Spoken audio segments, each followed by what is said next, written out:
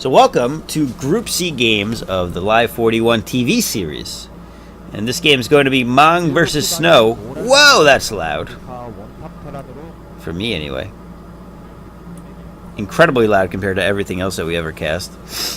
But yeah, we're going to watch some Mong versus Snow PvT on Circuit Breaker, 4-spawn map. And we've seen some interesting games out of Mong lately. He made it pretty far in one of our series. I don't want to spoil or anything if you haven't watched it, but he's been doing well overall, and he is again one of the non-Kespa era players, which is exciting to see. That means that he came up after Brood War had essentially died out, for lack of a better term, or since it was originally replaced by StarCraft 2. But its resurgence has featured Mong routinely. He's been in a lot of series, a lot of high-level games. And honestly, he's been impressing me. He's had some pretty good games where he destroyed Scene with TVT, where I was like, whoa, Mong won. And he's a pretty styling guy, too, on top of all of that. So it's good to see. It's enjoyable. But yeah, we're going to watch this game anyway. This is a best of 3 for the group, I believe. So he'll be starting off against, I don't know, I don't want to spoil myself on the group stages or anything, but take a quick look over here. Actually, we'll skip that. So Mong, let's see, what has Mong gotten in his time here? In 2011, he was first in the November Sinball Farm Super Match. He's got a bunch of those. He came in first for the Telecom 2 number plus Sonic TV BJ Star League. I'm assuming that's something pretty good. In 2012, he came in first for the 7th SOSPA ranking tournament, which is good. He lost the Sonic show match between him and Sky. He chose him as silver, but he lost it, basically. And then a couple of other random things that aren't particularly noteworthy. I can't speak today. Noteworthy. He also came in third in the first Spenu All-Stars, which I did not watch at all. So that's worth mentioning as well. Snow, on the other hand, has been around for quite a while. He's got they're screaming about something, but anyway, he's got a 63% win rate against Terran, whereas Mong has a 57% win rate against Protoss. So statistically, Snow might be a little bit ahead here, but I would not put it past Mong to take this game. And he does go for the fairly fast expansion, and we see the same coming out from the Protoss player, which puts them both in fairly good positions to start anyway. That's hot. I keep burning my mouth repeatedly. That's okay. Protoss already has his expansion complete, so that is worth mentioning for sure. So that puts him fairly far ahead. And he's going on to a second gate before, actually, his Cybernetics Core, pretty closely timed with it. So that'll indicate that we'll see a lot of ground forces early on, potentially some Dragoons with range to try to deal with or put some pressure on the base of Mong. And he is getting range, so that's appears to be a true statement at the moment anyway. We don't see anything in terms of robotic support bait tech. It'll be a little bit longer before that comes out, of course, now that he's getting range. Plus, he's not going to want that scouting SCV to see it for free, so he'll probably wait until he takes that out with the Dragoon as well, or 2. It looks like that SCV is going to scout or head back out before he gets taken out, so he can potentially get a second scout and run past Dragoons in the near future to check for a robo facility and any additional buildings to support that, like a support bay or the observatory, before anything comes out. Mong does opt to go for a second factory here, which would be incredibly standard play, so no surprise there. And we're not seeing anything actually coming out from the Protoss player in terms of further tech at the moment. I would imagine it looks like he's scouting around for that hidden SCV. He'll never find him, who is dead center in the map. Very sneaky play over there. Exactly hiding in plain sight. Exactly where you would never expect to have to look. Looks like Snow's also getting ready to set up a third base already, up at the 3 o'clock. So that'll be helpful for him if he can establish that quickly. It looks like that SCV might get a really good scout from Mong here, as the Dragoons have moved out to try to hunt down any scouting units.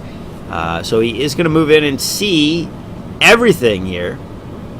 There are no units to take him out, but pressure is being put on Mong in the meantime back at his front door. But it looks like a tank will be coming out shortly, and he'll be able to repair that up with he'll probably need 3, if not 4, if another Dragoon comes out here to repair this. There's the 4th one coming over, and we do see a 3rd base go down for the Protoss. So no real surprise there. I mean, he's putting the pressure on and forcing Mong to make the next move here. Mong does get that tank out. He does have to be careful of a snipe. They could run in and just pick it off if he goes all the way up to the bunker and sieges up. And it looks like he's about to siege up here far enough away where they'll take a few losses trying to run in to snipe that. 2 more Dragoons are joining the battle here, though, so he might actually snipe this after all, despite what we see here in terms of a bunker and 4 Marines in it. They won't take out every... Well, I mean, they could take out a bunch, but they're not going to be able to take out all of the Dragoons without the Dragoons suffering huge loss by the time a 2nd and maybe 3rd tank comes out. And that's exactly what we're going to see here as Mong continues to just D-up, basically, and secure that front part of his base. 5 gateways are now out for Snow, and he does opt to go for the robo facility after that. My guess is for observers to start, and this will allow him to push up that ramp potentially with the larger ground force. He could also go for a shuttle and ferry things up, but I'm guessing it's more likely he'll start with an observer here. Although I didn't see an observatory going down. Looks like that 3rd base is now up and running, and in the meantime, Mong has started a 3rd base of his own. There's the observatory. So far, Snow has not made a liar of me, which is fantastic, because usually it does not take that long for me to be wrong. But Mong is pushing out here with a fairly strong force, actually, against Dragoons anyway, with this Marine tank push. It looks like he's only trying to secure that 3rd base, and that'll force just a slight backup from Snow for the meantime. I mean, there's obviously it's going to require more units than this for him to really push in. But as soon as he gets up to that 7, 8, 9 tank level, he's going to be able to push all the way into the front base, actually. And he does opt to go for vultures so he can drop some spider mines instead and support this push against any zealots that might be heading his way. And we do see a shuttle popping out fairly quickly here. Oh, 1 tank is going to get sniped. That's unfortunate. And he's got what appears to be only 4 tanks left at this point. However, he is going to push out here, and these tanks will be able to take out. It looks like he's going to try to snipe another tank. He does. 3rd tank is not able to, or he's able to save the 3rd tank. Snow's not able to take it down. But he does have a very large Dragoon force here, and this is starting to get scary for the number of forces that we're seeing come out of Mong. Now, he does have spider mines coming out, but the spider mines are only going to be a slight delay here, and not really win him anything. And if you look, the spider mines are way out of position, and the Dragoons are able to just straight up snipe all of these tanks. And this puts Mong in a horrible position. He lost a lot of high-value units to Dragoons. And Dragoons, aren't cheap, but certainly it's a good trait to take out tanks with Dragoons and keep those numbers thin. Vultures try to run by here. Instead, they just drop some mines at the front door, and they're going to be forced back. One apparently does not go off. It looked like he was about to. But there is a observer just out in the area here to help clear this as well. Mong's going to spot this 3rd base being up and running, and he does have a 3rd base of his own up and running as well, so he's able to keep up. And it looks like Snow is actually transitioning into a much higher level of tech, kind of skipping a step almost, and jumping straight into Arbiters. I would assume that he's going to go Templar as well, but to start, anyway, it looks like he'll go straight for the Arbiter tech, which is a solid play. I mean, Stasis can be incredibly high utility to have. The Arbiter in general is just high utility to have with their random recalls. We saw recalls winning a game in the last PvT we watched last night, and it must have been something against Piano. Who was it, though? Poussin, maybe? No. Tyson versus Piano. So that was pretty effective for him. I think it was Tyson versus whatever. I don't know. I can't remember. Maybe it wasn't Tyson. But we saw some double recalls, which was pretty effective and led to some pretty good games.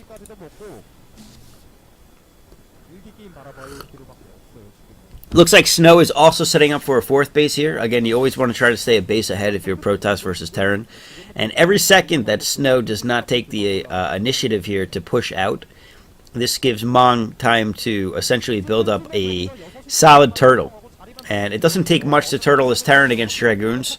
Just some tanks, potentially a couple of turrets and some meat shields, and he'll be in good shape. Now, to be honest, he does not have much at the 3rd base to defend against this, so he might be in trouble here as Dragoons are moving in. And there is a dropship there to drop some Zealots straight on top of those tanks as well. There is a Vulture run-by that goes into the main base here. He's going to get a good eyeful of the Arbiter Tribunal and a few other things. And it looks like in the meantime, the Dragoons have just pushed in and they have taken out all of the tanks, and now they're just fighting against SCVs and Vultures. Another tank is joining the fight here, but he's in a weird position where, honestly, sieging up is dangerous because the Dragoons can just straight up run in and take him out. He is going to back off, but he will get a potentially free command center over here. It looks like he will, and I don't think the siege tanks will be able to take out those Dragoons in time. Vultures are getting a lot of free shots here, but I'm not sure it matters. Although Mong is starting to get value here. Nope, never mind. That tank's going to be taken out. They're going to try to desperately repair at the last second, but it's not going to be enough. They do manage to save the command center for the moment, and 2 more tanks go out here. But again, it looks like they're going to get sniped pretty quickly as well. I mean, just that focus fire, despite the SCVs, is not going to be enough to save Mong. And I think Mong is out of this game at this point, where it's 4 bases versus 2. And he's wasted a lot of resources with the SCVs coming off the line to try to defend. And a huge force of Dragoons is going to back this up on top of all of it. And we should see a GG coming from Mong any second. There it is. So Snow's going to take the first game here, up 1-0 in this TVP, PVT, whatever you want to call it, in the Live 41 TV. So see you in the next game. Alrighty, on to game number 2. Mong versus Snow, this time taking place on the 2-player map known as Destination, where many famous games were had, including PVTs, that, honestly, this map is just very interesting in its layout and the narrowness of it. It leads to direct battles and difficulty in setting up flanks. Yet the bases are set up in a very fun way, where they kind of curve around the base for each, in a yin and yang type of setup for each player, leading towards typically, I mean, it's very often to see 3 to 5 base games here on this map, despite how close quarters it can be. And it also has potential for some pretty solid cheese plays. But it looks like we're not going to see any cheese in this game so far anyway. Both players are building inside their base. Typically, a rogue probe or SCV will give away any cheese before it actually occurs. So we're not going to see any of that, it looks like, which is okay. Standard PVTs can be a lot of fun as well. Now this game, or this map I should say, is typically, well, I'll look this up before I give you misinformation, but typically Destination feels a bit Terran favored to me. Let me bring that up though and see if they've got some statistics here for me to talk to you about. It looks like it does. It does. Okay, cool. PVT. Oh, I am wrong. Protoss has the advantage here with the 55%, almost 56% win rate against Terran, which is enough to give the edge to Snow in my recommendation, or my prediction, mostly because Snow was already favored statistically, so when a map is in his advantage as well, that makes it particularly difficult for me to recommend Mong. But Mong is playing safe. He's walling off. One of the things that Destination offers the Protoss player when facing a Terran player is large spaces behind the mineral lines in order to do some Reaver drops. Terran, on the other hand, also have some opportunity behind the natural to do a similar drop where it can be very difficult to take it out before serious damage can be done to probes that can be hard to see. And it looks like that wall is complete before the probe can get in there, so he'll be going a little bit blind into this. Will he be going for the command center or for the factory? He doesn't know, but we obviously know he's going for the factory. And I think that's the right idea to go, based on what we saw the other game. Snow is pretty aggressive, actually, in his Dragoon play, and I think that kind of caught Mong a bit off guard. He pushed out a little quickly, and he pushed out too quickly, but at the same time not quickly enough. I say that because, honestly, I think he just had the wrong unit mixture for him to put the hurt on Snow for going for that quick third and quick fourth.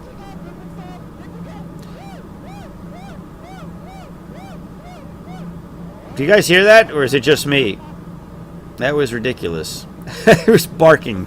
I'm not going to do that. I'm sorry. I saw the picture of the dog, but you guys can imagine what type of sounds dogs make. I'll leave that to you. Whoa! Whoa, whoa, whoa! What is going on here? SCVs are coming off the line. Are they going for a backwards mining? It looks like they are. They're going to go try to take out the minerals from the back side of the Protoss player, which is incredibly dangerous. Or is he just straight up going for an SCV rush out the front? Wow, he's going for a bunker rush here, it looks like, and he's taking a ton of SCVs off the line. And this could be incredibly dangerous for either player.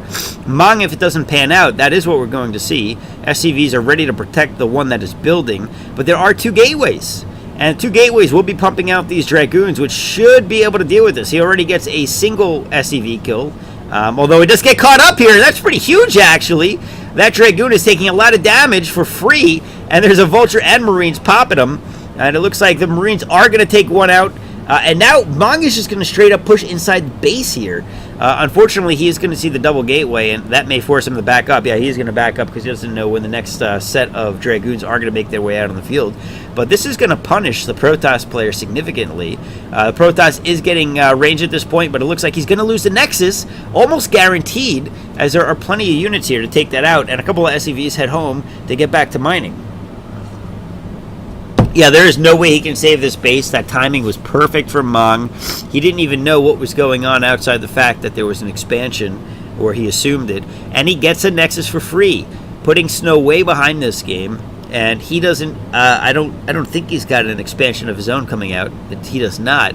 And a probe is sneaking around the back, maybe for a hidden expansion in the top right, which is possible, or just avoiding checking for any scouts there, or going for a proxy-ish, or not proxy, but a hidden pylon and hidden tech, which is another option, of course. And it looks like, no, he's probably considering a Nexus up there in the top right, which is, again, it's not again, it is, for your information, a mineral-only base. So that's unfortunate for the Protoss player to concede that base for mineral-only, which means he may have to do more of a Zealot Dragoon play instead of any higher tech for a little while, up until he gets that third base running anyway, because he'll need that second base to do anything effectively that requires tech. Probe Scout is caught inside the base of Mong. He takes it out with a tank. I mean, really, Snow's just going to see that he's in a kind of a rough spot here. Although, to be honest, I don't think he knows about the natural expansion for Mong. I think it's at this point a surprise for him, which is unfortunate to say the least, but that's kind of how the cookie crumbles. Mong had a really good timing here, and Snow is just crippled because of it. But Snow is going for the double Nexus expansion on the back of that loss to try to get back into this game. He knows he's behind. He knows he has to take a risk. And that Vulture is going to get a free scout there and see that there is a Nexus going down to the top right. I don't think he's going to see the front one yet. He might assume that it's there. But he is going to know that the mineral patch in the back has already been mined out, which will give him opportunity to do Vulture run-bys, among other things, if he does, if he so desires. And I'm not sure he'll take that type of risk. I think he'll use the map features to his benefit and try to stabilize outside of the those ramps. And he is pushing out again. He does have some spider mine backup as well, which could be surprisingly effective given the fact that I don't think we have any observers out on the field. For one, Snow can't really afford it. I mean, he doesn't have more than one gas at the moment going, so the Dragoons are going to suck up the most of the gas usage that he has. And instead, no, Mong is actually going to the right side directly to try to take out that mineral-only base. And any flanks being set up will have to run through the spider mines. So Vultures are going to try to drop some spider mines behind them, and that's going to make it very difficult for the Dragoons to back up through, and they are going to go right into it. And the first one goes down, and the second one is they're trying to run around it, but they're going to lose a lot of health here to the Marines and the tanks, and it looks like the Vulture is going to get some free shots here as well. There is a backup Dragoon or set of Dragoons coming out here to try to defend against this. Another Spider Mine goes down, and the delaying is there to try to keep these tanks alive. We do see an observer out on the field, so it looks like he was able to get that after all. But overall, Mong is not in a terrible spot here. He is as soon as he starts losing all of the Marines for cover, but he's got some backup vultures coming in to try to deal with this. And it looks like we are going to see the Dragoons try to head in here, but no, they're going to lose that Nexus. He will give that up, and he may just back off completely. However, he can't, because if Mong gets behind him, he'll be able to delay the natural expansion from mining as well. And it looks like Mong's trying to make up his mind on which direction to head from this point. It could be a little bit difficult to push in from the front door here, although he is going to try to do that. He will see the expansion here, and a couple more mines are dropped down, which will allow him to potentially take some free pot shots here on the probes for a little bit. And Mong is getting super value out of this attack here. Dragoons are trying to run by, but big hit! Takes out a couple of them, and the rest of those Dragoons look like they may fall to the tanks. That Vulture got quite a few kills before going down. And now they're going to be forced into this minefield, into siege tanks. And another Dragoon goes down. So Mong, despite being on very low tank numbers, is getting solid value from them. And these Vultures continue to just run by and do pot shot and damage, which is adding up over time. I mean, he's gotten quite a few kills. He's gotten 2 Nexuses at this point, and he's also got a dropship to do a full 4 Vulture drop inside the base of the Protoss player. And this base has a lot of room for him to run around, as we talked about before, which typically I would say is in favor of the Protoss, but clearly we're seeing the Terran player take advantage as well. And he jumps right on top of that probe line and drops some Spider Mines to delay any Dragoons from getting in here and taking him out. Dragoons try to run in and clear him as best they can, but still plenty of mines out on the field yet. And we might see a miracle mine if he's not too careful with the probes transferring. Vultures are going to get quite a few probes here again, and more than anything else, they're continuing to delay mining time, which is pretty huge. And he's still getting Dragoon kills as the Dragoons just run into the mines. Finally, an observer arrives to help clear this out, but not before he loses all of the mining time from the transition, and he's likely to transition back, as Vultures may run around to the front base this time to try to do damage over there. Or, as they're pointing out, some of the popular drop locations for either Vultures or Vulture tank or just tanks. And again, man, Mong is way ahead of this game. Way ahead. He's going up to his 3rd and 4th factories at this point. He's pretty secure back at home. And the Spider Mine pressure is just big. It's all over the place. He's going to see, again, the top right base is attempting to be taken. He will clear that out with a tank that... Oh, the tank is going to go right on top of the probes here. Gets a solid probe shot. 3 kills for the first one. Whoa! 7 kills now in total.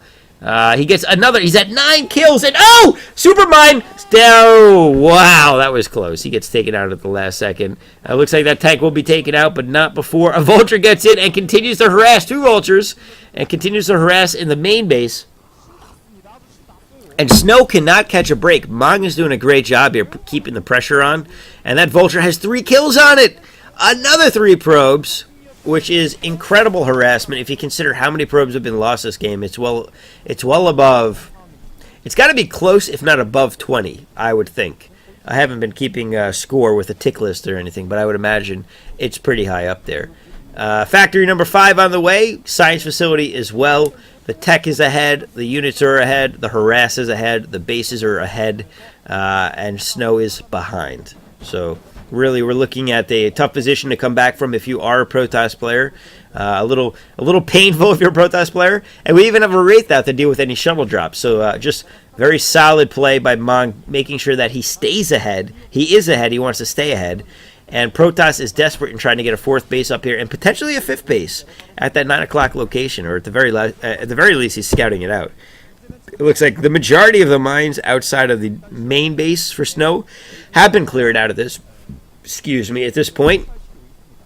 But still, I mean, Mong is maintaining a pretty solid line of Spider Mines across the right side of the map, which will protect them against drops by notifying them of anything that's coming out way ahead of when it actually does. And Mong is feeling pretty secure here. I mean, he's just got very solid map presence and control, and it looks like that line is going to begin pushing across the map very shortly. We do see a fleet beacon, so this may be a desperation tech switch. But scan is on the way. Oh, it's actually completed most of the bases. He's just adding it at the newly completed base. And my guess is Mong has seen this already. And if he has, Goliath will be on the way. He's already got an armory out. Obviously, he's going to have EMP shortly. We do have speed shuttles out on the field to try to deal with the tanks, but they're pretty well spread out, so he's going to struggle to really take anything out. And, oh, he might get a free observer there. I think he did get it, actually. It's hard to see. We'll have to wait for it to go in for sure. And Snow's pushing in. He's going in with a lot of zealots and dragoons here, but that's getting cleaned up very quickly by the Vulture tank force. And this is going to push Snow back, who's realizing that he's being outclassed at the moment. Now, he did the outclassing last game, but in this game he is definitely behind. And all of his Nexuses are making as many probes as they can going into this mid-side of the game. So, we haven't seen any carriers pop out yet. His economy, I thought he had a fourth base going there. He has not gotten that fourth base. He either canceled the Nexus or it was just some units clumped up there. So he is going 3 base carriers. And it looks like with that, he's going to struggle to have more than 2 starports producing. So he is opting to go for additional gateways instead, most likely for Helot Zealot consumption, as he does have that mineral-only base in the top right. So if that works out for him, I mean, he does get a fourth base. Okay, he opts for the fourth base near the carriers, which isn't a terrible decision. And tanks or vultures are dropping in the back. They are going to get a free dragoon here at the very least. And they'll probably be able to take out that cannon very easily. Drops are coming in here from a shuttle. I lied. I thought that was a speed shuttle, but damn, that thing is slow, so there's no way that's a speed shuttle. Upgrades going down for the carriers, by the way. And Vulture's getting a couple more kills. Also pushing in on the top right side of the base. And he is attacking too many locations for Snow to deal with. I don't think Snow is going to be able to manage this and deal with the top right base, as Dragoons are trying to head out. Mong scouts it, sees it with the scan before they make it anywhere close to him. Carriers have arrived, and they are on the way. But again, at this point, there are Goliaths out in the field. And 6 Goliaths would deal with 2 carriers very effectively. Tanks are moving in and going right into the cannon, so they're going to be taken out pretty quickly. Tanks are apparently not very effective against carriers. So if there's no anti-air here soon, Mong apparently is going to back up. No, he does not. He's like, screw it. By the time I back up, I'll lose 3 of my tanks. And he decides to go for the siege instead and jumps right on top of that Nexus. Will he be able to take it out in time? I'm not sure. Dragoon is able to block that ramp just in time. And it looks like that is going to go down before the carriers are able to take out all of the tanks. So very solid play by Mong. Worth the exchange here. Just continuing to stifle the economy of Snow. And Mong now pushing out to the main side of the base. These 3 tanks enough to delay things. And that is a lot of Goliaths with the range upgrade, with what appears to be +2 attack. And I have no idea what the armor upgrade is because there is a letter directly blocking it. But my guess is it's 2, or maybe it's 1. I would expect 1. And GG comes from Snow. He realizes that there's no way out of this. And we will move on to a game number 3 here. See you there. Coming up next. Alrighty, game number 3, Mong versus Snow, taking place on Fighting Spirit this time. A very neutral map in terms of win percentages. Although, you know what? Again, I don't know if that's a true statement. What's up, Small Dog? Good to see you, man. Hope you're having a good night. I don't know if anyone else can read your name. I've heard that his name is a Small Dog because when playing things like, what was it, Counter-Strike or Company of Heroes or COD or something, he goes by a small dog, and you've been killed by a small dog. Very clever. All right, so Fighting Spirit. Let's see. What are the map stats here? Well, they got so many pictures. Where are the map stats? There are none. Crap. You know, they have this link to a page where they have map stats, but it's dead. They don't have anything on it. All the images are bunk. So we don't have any stats for the map, unfortunately. But, I mean, typically it's regarded as a very neutral map. That's why it's such a popular ladder map. So, yeah, Snow starting off in the bottom right. The red Protoss. So far going a fairly standard build, so no cheese coming out of these guys yet.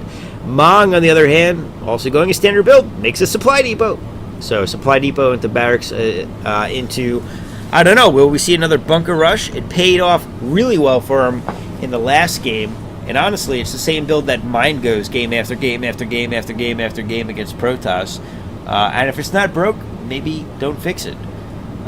So last time he pulled off, what, like 8 SEVs to ensure that he got that? And he got almost a free Dragoon kill just from SEVs bugging him out, which was pretty effective. And we are going to see a standard build coming from Snow. He goes for the gas into Cybernetics Core. That was a slight guess, but very likely scenario. And he tries to stay a bit safer this game, rather than, I mean, he didn't go at 14 next last game either. Or 12 next, or whatever it is in Brood War. Is it 12? I think it's 12. No. Yeah. No, it's 14. Whatever. I don't remember. You guys will correct me in the video, I'm sure. Actually, let me check chat. Maybe you've already corrected me. No corrections. That's amazing. And we are going to see a factory coming out for Mong, which is not a surprise. Again, pretty standard build. Going for the more aggressive route rather than the fast expansion route. Mong's sitting at a sweet 420 APM in the green. 430. Maybe spamming a bit there. And Snow's sitting at a clean 260. Honestly, this early in the game, you don't need more than 110, if that. So it's not a huge deal. But always interesting to see how they spam it out there. And what I really like is the Observer is at a nice 26. You know what's scary? Is the Observer has higher APM than people in StarCraft 2. Whoa! What was that? What is he building there? Is that a starport? We have a proxy something or other going out in the middle of the map here. I wonder actually if it's a proxy barracks to beef up his Marine count for a bunker rush. We are seeing mass Marine being produced. No, it's a factory. He is making a second factory. So he is going to try to put on the pressure, and the probe does not scout it. Going across the map, he is going to miss that entirely, which is huge for Mong. The placement there was a solid choice, and it is not going to be scouted out in time. That's impressive. Good foresight and potentially a game-winning play here, depending on how it pans out. Now, the probe is going to see a lot of Marines there. He's going to be forced back very quickly, as one more shot would have taken him out. We are going to see probably spider mines being researched here at the machine lab or machine add-on or machine shop. That's what I'm pretty sure that's what it's called. Obviously, that's what it's called. There are some Dragoons and a Zealot on the field, and we still don't see an expansion coming from the Protoss. Instead, he goes for the robotic support bay.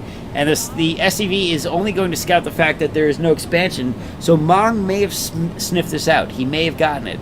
We are seeing vultures come out here, so that's pretty much guaranteed to be spider mines. But a Reaver will be out way before Mong gets across the map to his base. And without siege, a Reaver will be incredibly strong against this type of push. They one-shot vultures, they one-shot Marines, they two-shot tanks. And with some good splash damage, this could be a game ender, depending on how it works out. Spider Mine's out on the field. This is going to allow him to push out pretty quickly, but he is going to get stuck by a Zealot, but not before dropping a Spider Mine. And now units are pouring across the map, or pouring, really, trickling across the map. We don't have that many units. It's kind of like a weak stream. Maybe he's got a large prostate. Most of you are probably too young to get that joke. I just realized. I'm too young to get that joke. What the hell? And a Reaver is on the way to the base of Mong, and Mong must have sniffed this out because he realizes there is still not an expansion here for the Protoss player. And it looks like he's going to try to get to the right side in time to see the shuttle. He does! He spots the shuttle! But there are no turrets in time to deal with this, so he's going to have a very careful pull-off of SEVs. Depending on how this Reaver goes, he might get a huge Scarab. He does. He gets 4 right there. It looks like there might be a dud Scarab on the way for the next one. And 2 tanks are... Oh my god! He gets another 5! Oh, that could be game-ending right there. Mong's in trouble. And the Reaver is going to be pushed back, but he is delivered on the value that he was intending to get. He gets it. He gets it. And now with an Observer out there. Oh! GG! In the wah-wah-wah fashion from Mong. So unfortunately for Mong, he's going to lose that game. Snow goes 2-1 in this best of 3. And he's going to move on from this group, I believe. Well, actually, I'm not sure if that's the case yet. So we'll get into the next set of these best of 3 coming up next in just a moment. See you there. Next up, best of 3 between, who is it? Zero and, did I screw up the other guy's name already? I did. I already forgot who he's playing. That's amazing, isn't it? How quickly I can forget that type of stuff. Zero and KH. That's right, because he's a he's kind of actually, he is not a small name. He beat Zero in, was it the SSL or the KSL group stages? We watched them. I think it was the KSL, actually. I don't think he made it out of the group stages, but he did beat Zero. I don't know, in one of the games that we watched. And what was crazy was there was an overwhelming, like 99% in favor of Zero winning the match on Blue Storm, actually. And he failed his cheese against Zero. But he ended up pulling out the game. And I think I voted for him and one other guy voted for him. That was it. Just to show him some love. So this guy is not a pushover. He can certainly win games. However, it is an uphill battle against Zero, who has a pretty solid win rate. Whoops, let me bring that up while this gets going. I think he's got like a 70% win rate against Protoss here. Let me open that up. So Zero is at, 73% win rate, and C.KH is, they call him just .K or K.H. Maybe it's a different guy. No, it's C.KH. Sun Kyung-hoon. So the KH must be his name, Kyung-hoon, I would assume. And his ranking against Zerg is almost 50%. Actually, not so bad. Protoss typically struggle against Zerg in the meta we've been watching anyway. So honestly, that's pretty solid. He certainly has a chance here. But Zero, with that overwhelmingly high percentage, is still the favorite. Even the fact that he lost to C in the last game. It's not really indicative of this game at all. I mean, part of the reason why Zero lost that game was he got cheesed out pretty bad, or was getting cheesed out. He managed to hold it, but at the expense of sending out like 10 drones. Well, not 10, maybe like 6 drones. But early on as Zerg, that can be incredibly detrimental. C's about to scout out, or has scouted out, the fact that there are a decent number of lings out on the map, at least 4, if not 6. And they will scout the front door and keep him honest and force him to have a cannon. However, that cannon will be enough to deter the Zerglings for now. And it looks like it does exactly that. The only couple of Zerglings heading over there back off. And Zero goes for the patented quick third base across the map that we've been seeing a lot of from the Zerg players. So I'll be curious if this gets scouted out by the Protoss. I would assume it will. But there's certainly an opportunity that he just won't go after it. He is heading up. No, he's heading back west. He's giving the Zergling the run around there, trying to get back inside the base. But I don't think he's going to get a scout inside the base. I'm pretty sure Zero is going to keep a close eye on that probe and stop him from heading in at all costs. Of course, he doesn't want to give up any more information than he needs to. We've seen about 3 or 4 different builds for the Zerg. And I was about to mention this one that's been very successful as of late, which is 3-hatch Hydra, or 3-base Hydra. Usually it was, I think the last one we watched on Match Point was 5-hatch Hydra on 3 bases, which was incredibly effective and won the game very easily against the Forge Fast expand. It's very difficult to defend against. You need to have solid Templar Storms, and even with that, if you don't keep the bases in check for the Zerg player with either Corsair DT drop play or a Reaver drop, it's incredibly difficult to keep up with. The other play, we've also been seeing some 3-base Lurker, Hydra Lurker, which did not work out well for the Zerg. That was one of the few games we saw Zerg lose against Protoss. Very common to see Muta, but we don't see any Lair Tech out. We're not going to see any Spire coming out in the near future. And first, Zealot is out on the map to try to get in here, probably with the help of the probe, to take out a bunch of Zerglings and or drones, and he is going to go and engage. Now that probe, of course, helps the Zealots take things out in 2 shots rather than 3. And it looks like he's going to get into a pretty good position here where it's incredibly difficult for Zerglings to surround him. Now, he is going to get the full scout. He is going to see the fact that there's a Hydra Den out, and that's going to be unfortunate for the Protoss player and the Zerg player. Protoss realizing that he might be behind here. Zerg realizing that he's been spotted out before the Hydras are able to get across the map. If at all possible, it's nice to hide those Hydras as long as you can.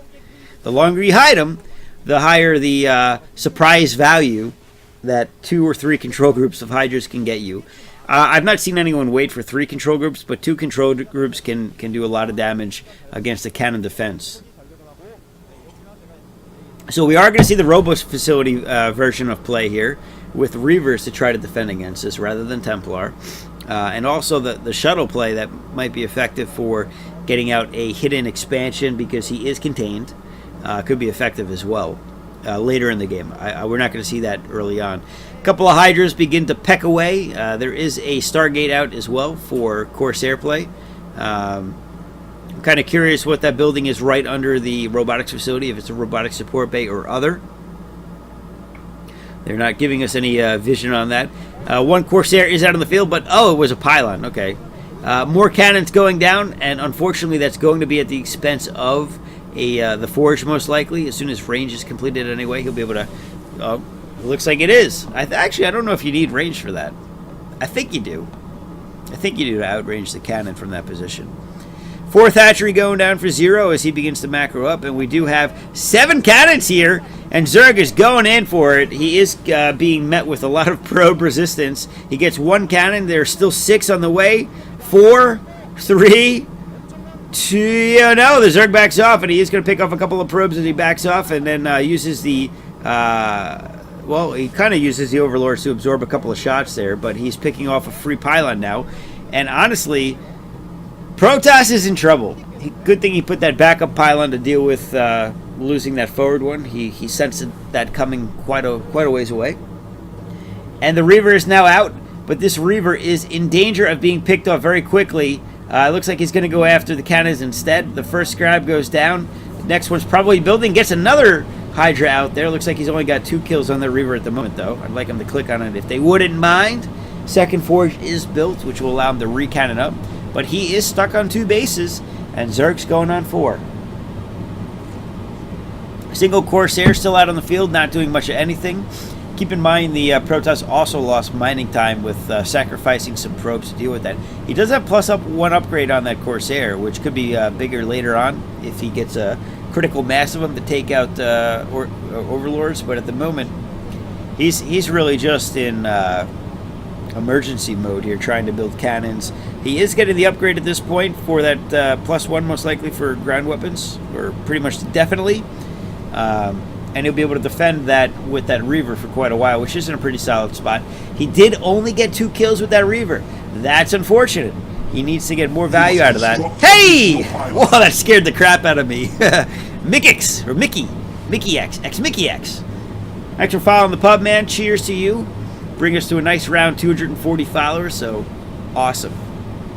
Hope you're having a good night and enjoying the show. Lair Tech is complete at this point, and we do have a Hydralist Den that is probably researching Lurker Tech. But honestly, I feel like he could just push in here with the Hydras carefully if he so desires. Spire coming down as well, so we might see a single pair of Scourge come out. A pair of Scourge come out to deal with the annoying Corsair, as well as Muta to pick off the potentially pick off the Reaver over there. Hydras are going to continue to deter that Corsair. There's a second one out on the field. And Hydra are once again pushing in, but they're going to struggle with hitting that Reaver. Unfortunately for the Reaver, he only gets a 2nd kill there. And those Scarabs are taking a while to pop out. And he's going to force a dud. No, he gets another one. So he's up to 4 kills of Hydras. Still not getting super value here.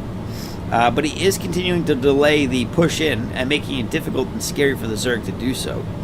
So Zerg may wait for 9 or so Muta to pop out to pick off that Reaver before pushing in once again with some Hydra, and I feel like he should have done that this time. Looks like he's droning up as well for that 4th base. 2nd Reaver out on the field at this point, and the game is transitioning oddly for the Zerg, but Protoss is just still so far behind. It's probably not going to matter. I don't think he can get back into this at this point. Evo Chamber going down, so upgrades will be had. I would imagine +1 attack for Hydra, most likely,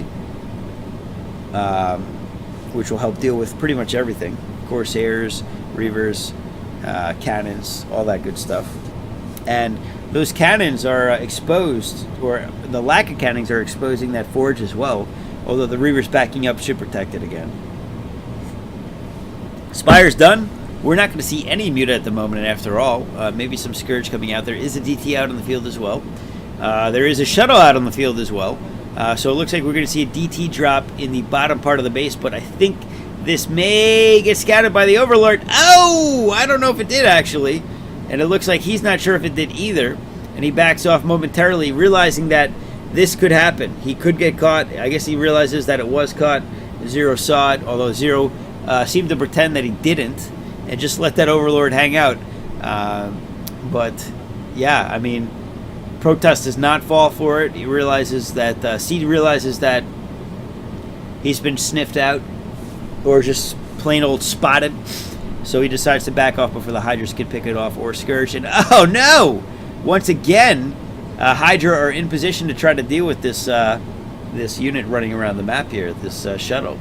Shuttle does squeak by, though, on the left side of the map. Corsairs are going to try to clear the path as well. However, that will be an indicator that something is heading on the way to the Zerg player. And with Hydra in position and Overlords as well, uh-oh. We got some lag here in game, it looks like. Not our end. For once. Hey, Snorker, good to see you, man. You missed the first best of 3 between Mong and Snow, and now we're on game 1 of CK.H. Kyung-hoon, I think is what it stands for. Ooh, Scourger taken out. Going up against Zero. And again, just a reminder for you, anyone tuning in, the last time we watched these guys play, C actually beat him on Blue Storm after a failed cheese. So there's certainly some potential here. But he's in a very terrible spot here. Very low unit count and playing the defense game, the turtle game. But this game will only last for so long. He does try to get a third base up and running here. But it's going to be a struggle for him to push out. He is only moving out with Corsair Shuttle. Corsair Shuttle by Sean Connery, Protoss commentary here. Corsairs are out on the field. It doesn't sound anything like that, I know, but it's the first thing I thought of. Can't help it. A lot of Scourge out on the field, too, to deal with the Corsair at this point. But they may be a critical mass to pretty much one-shot him. But not if he loses him to Hydra. That's risky. One DT does head into try to do some harassment here. We'll see if he gets spotted out by any Overlords. And Lurker are heading in at this point with the Hydra. Unfortunately, the first one runs right into a cannon and gets taken out at the expense of his life. But the rest of them are going to be able to pick away at this Nexus. And with no observer in the immediate vicinity, they will survive. And oh no! Hydras are getting stormed all over the place, and Reavers are going to get focused down here. The first one goes down, the second one goes down, nice storm goes down, and they are taken out before they can morph into an Archon, and he is going to lose his third base. So at this point, CK.H is in terrible position, and I don't see a way out of this. I mean, Zerg just has had no harassment done to his economy. Despite losing all those forces, it doesn't matter. He can just reinforce with all the larvae he's got on the 5, if not 6 hatcheries. If not 7 hatcheries, actually. No, I think he's got 6. But yeah, look at that just... Oh, man, that conga line of blood coming across the map. More storm going down. Not going to matter. Just a delay tactic here at the moment. Another couple of Templar are coming in, but it looks like Zero is going to force his way in, down to the throat of C, and C is forced to make an Archon out of those Templar. A couple new fresh ones making their way into the fight, but it looks like they don't even have Storm yet. The Archon gets focused down, and GG coming from the Everpest, which is C. So, unfortunately for him, game 1 goes to 0, and let's move on to game number 2. On to game number 2, 0 versus CK.H, who just lost the first game. So he's down 0-1. And 0 is pretty solid Zerg with a 74% win rate against Protoss, and cushioning that statistic a little bit after that last game. Now they face off on Destination. So At this point, let's see. Destination I had up just a second ago. Let me open that back up. I'm curious how it fares. I would think that it favors Zerg. Destination. And let's check the statistics here. It favors Zerg more than any other matchup, actually, in ZVP, with a 57% win rate for Zerg, which is unfortunate if your name is C, because C is playing on it as Protoss against the Protoss killer, 0. So he's definitely going to struggle here a bit coming into this next match, I believe.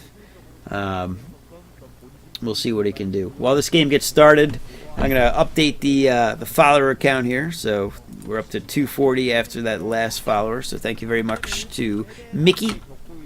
Good to have you here. Thank you.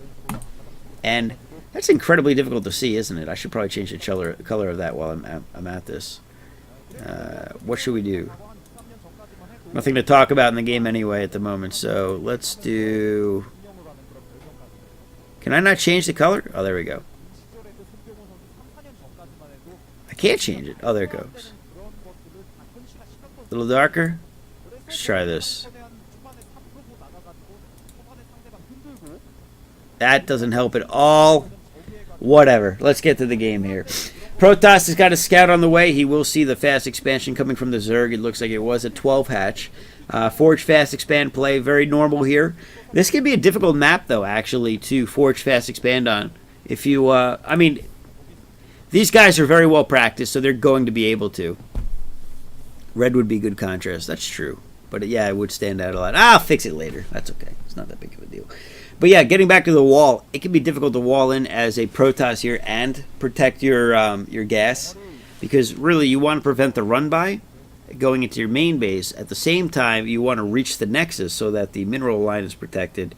And it's hard to do without putting a second cannon in your mineral line to defend against the assimilator where that guys are being mined from. So it can be a difficult spot to play as in this map, Protoss versus Zerg. I've struggled in the past myself with it for sure. Definitely one of those things where you've got to practice that layout. But again, these guys are so well versed in this that he can do it in his sleep. Zerg does go for the quick third, which is very common on this map. Very easy to defend. Any harassment going there, it's pretty close. You can go in from the back or the front, so you don't have to run through anything from the bridge location. And yeah, just slow start to an economic game here, or heavy economic game. All games are economic. Just some are low, some are high. So we'll be waiting probably for any action until the mid game as that lair is on the way, which tells me we might see some muta play here today. After all, we didn't see any last game, which I anticipated somebody opted to go for the pure Scourge play, which was smart. It worked out well. Actually, I'm not sure he really used any of the Scourge at all, so maybe that's not a true statement after all. And the Probe Scout just continuing to run around here and keep the Zerglings entertained until they get speed. And then the jig is up and the probe is dead. So, yeah. We are going to see a Stargate come out, so Corsair play will be had, which is, again, very common. With the lair that he saw, this is obviously a good play to go against anything like muta harassment. This is going to be scouted by the Zerg player as well, so he's very well aware of what they're going up against. Both players playing with full disclosure, essentially. Although, I don't know if C knows that there's a third base for the Zerg, but it's safe to assume, right? It's very likely that he'll run into that. And we do see a Spire go down, so no surprise there. And you can see that wall trying to expand across to protect that assimilator. Zerglings heading in to force some sort of expenditure here. And also, it looks like they might be able to get a free probe there. And this right here is the difficulty of trying to defend the space. But that single cannon gets every current building and most of the probes at the moment, which is it's incredible that the way that they place that works out real well for them. Spire about halfway done. So, again, I'm expecting muta, but you never know what'll come out from there. And there's the second cannon to defend against that assimilator harassment that would be coming out from those Zerglings. And we may see a little of that anyway. We do. That's exactly what he's trying to defend against here. And they will force the cancel or the rebuild anyway. Zerglings do engage the Zealots 2 on 12. Definitely favorable for the Zerglings at that high number. But that cannon's almost done, and he is going to try to go after an Assimilator again. Almost gets a free Zealot, but now they back off at the last second. Overlord's popping out so he can start making his air units, although we saw a fourth hatchery go down. So he might not be going fast Muta after all. We'll have to see what he opts for. A couple of Scourge will deal very well with Corsair low counts. And we are going to see Dark Templar play as well. Templar Archives is coming out, and that's a fairly common build that we've been seeing Corsair DT. Obviously, it's a fantastic synergy against Zerg. You take out the Overlords, you can't see DTs. Real simple. Worth doing. So that Templar Archive just about completed. I think there's still only one gateway out on the field. Scourge engaging the Corsair. Unfortunately, they've been had, and the Corsair able to juke them for the time being.